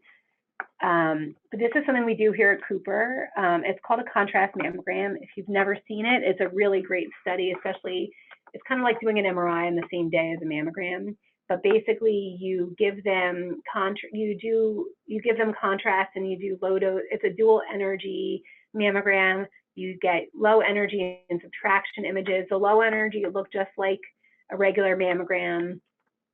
And then the subtraction images will show you if there's any abnormal enhancement. And in her case, you could see that she's got, you know, many enhancing masses throughout the left breast and skin thickening. And then she's also got this little right breast mass that ends up being a fibroadenoma, but it was certainly addressed. But now we know that she's got multiple lesions. So now you could appreciate the skin thickening. You know, she had that one lesion at 4, but then she's got things at 7-4. She's got abnormal nodes. She's got multi-centric cancer and every quadrant. She's got diffuse skin thickening, abnormal axillary and infraclavicular lymphadenopathy. This is certainly a BI-RADS 5, invasive ductal with lobular features. This is what her PET CT looked like. So you could see, like, just to give you an idea on CAT scan, how asymmetric the breasts are, but it's certainly enlarged. You can see the diffuse skin thickening and all those masses that are PET positive, FDG positive in the left breast. And you can see all of her lymphadenopathy. So once it's inflammatory, by definition, you know, they might have that swollen poudre orange appearance of the breast. You know, it can often mimic mastitis, but in the clinical history has to be appropriate. Like, it has to be, you know, you would, if it was only going on for a short period of time, you would maybe try antibiotics. But at this point, we were suspicious, and she went straight to, you know, we kind of bypassed the whole mastitis argument. All right, any questions there? Please chime in if you have anything. So 79-year-old female, history of right breast cancer, status post-mastectomy 1 year ago, presents with a palpable mass on her right axilla.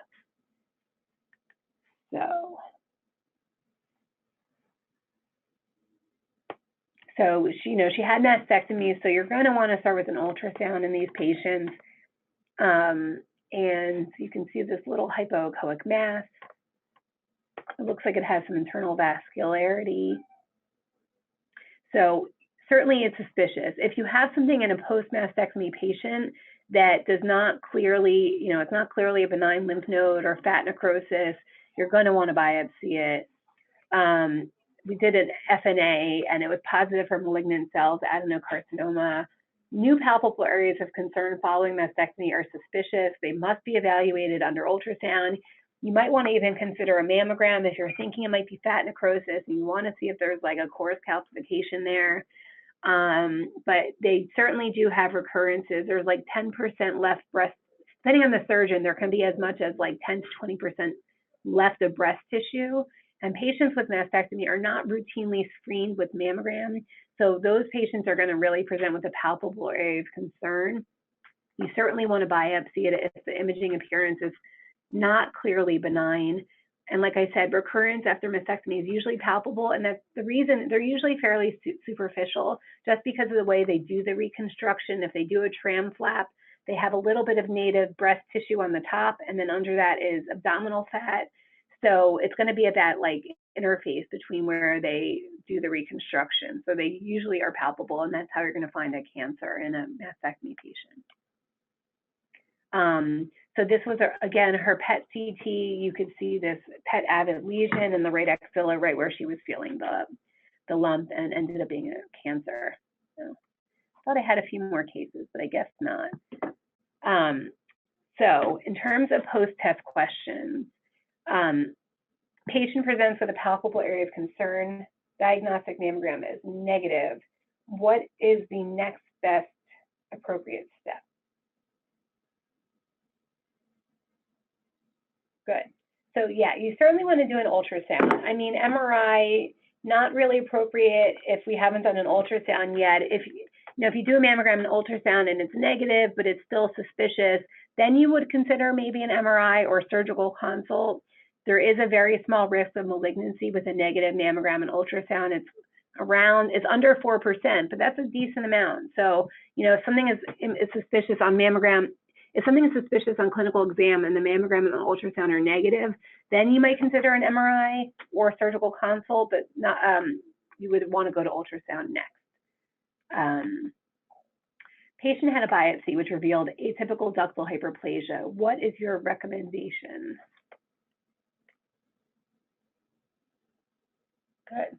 All right, so yeah, atypical ductal is a high-risk lesion, so you are going to want to take it out. It would be surgical excision with needle lock. Remember, needle lock is that type of procedure that we do that I showed you with that alphanumeric grid, where we're going to put a needle in and a wire, and then they're going to go to surgery. So ADH should be taken out. and most surgeons would take that out. That one's not as controversial as ALH or LCIS. All right. If I could pull up another portion of a lecture so I could show you actually what a stereotactic biopsy looks like, because I think it really is important to know the difference between the two or to recognize it just by seeing it. So this is what a stereotactic biopsy looks like. So unlike the needle localization, which had that alphanumeric grid, you're going to see this little kind of radiolucent box, and that's where the calcifications are going, where you want to center the calcifications. So it looks like, people I think often get confused between the two, but they look fairly different. This is a stereo, you'll know because you'll see that this needle device kind of here, this radiolucent grid. You might be getting, I'll let you look at these too, but these are some other questions based on stereotactic biopsies. So this is a type of, if you were looking at this, I don't have this poll feature, but this is from a stereotactic biopsy. The degree of separation, so this always messes people up.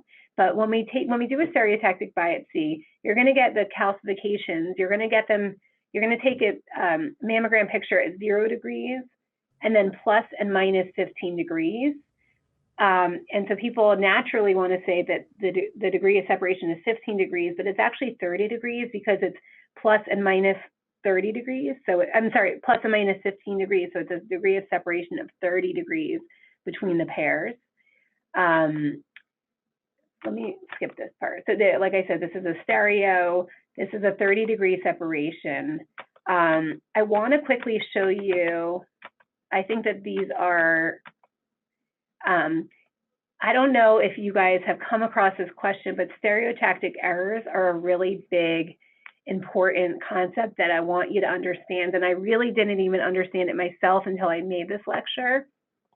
So this is actually from another one of my lectures, but when you have a stereo error, basically the lesion should look correct on both, should look in the trough on both a positive and minus 15 degrees. So if it's not correct on both of these, there's some error, some stereotactic error. So in this case, you could see that the trough is too far to the right on both of these. So that is telling you that it's an X error, and it's a positive X error because it's too far to the right. If it was too far to the left, it would be a negative X error. Okay, so this is an important concept. When it's either in front of it or behind it, it's going to be a Y issue. It's easier to describe when first is recognizing is it an X or a Y error, and then you have to decide if it's positive or negative. And remember, these stereo errors are based on a prone table. So when the patient is lying on their belly and their breast is hanging through. So I always want to say that this is a negative Y error. This is a Y error because it's either behind it or in front of it. In this case, everyone always thinks that this is a negative Y error, but it's actually a positive Y error because the patient is actually prone. So it kind of goes opposite of what you think. In this case, the trough is too far to the left on both of them. So it's going to be a negative X error, okay? I'm going to skip this one question because I think it's worded wrong, but this one, it looks like it's too far to the right on one and too far to the left on another. It actually is just telling you it's not deep enough, so it's a Z problem.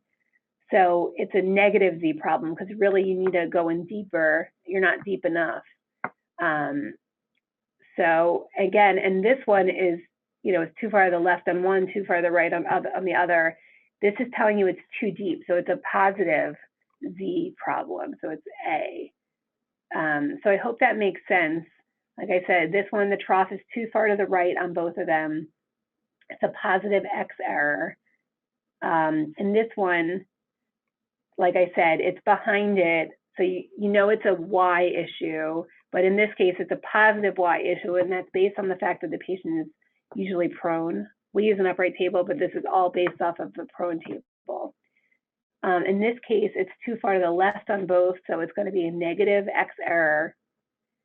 I'm skipping this one because I think this is poorly worded. again, this is not deep enough. It's too far to the right on one and too far to the left on the other. You really just need it's a negative Z error. It's not in far enough. You would fix that by going in further on the Z. You would go positive Z, and here it's too deep. It's too far, too much positive Z. So you would turn it to the negative Z. So I hope that makes sense. Are there any other questions that I could help? Oh, my Instagram, Facebook address is the Booby Docs on Instagram, on Facebook. It's the TAG Booby, BOOBIE, and Docs, DOCS. That's really it. Does anyone have any further questions? All right. Well, thank you so much for your time. I really hope you learned something from this talk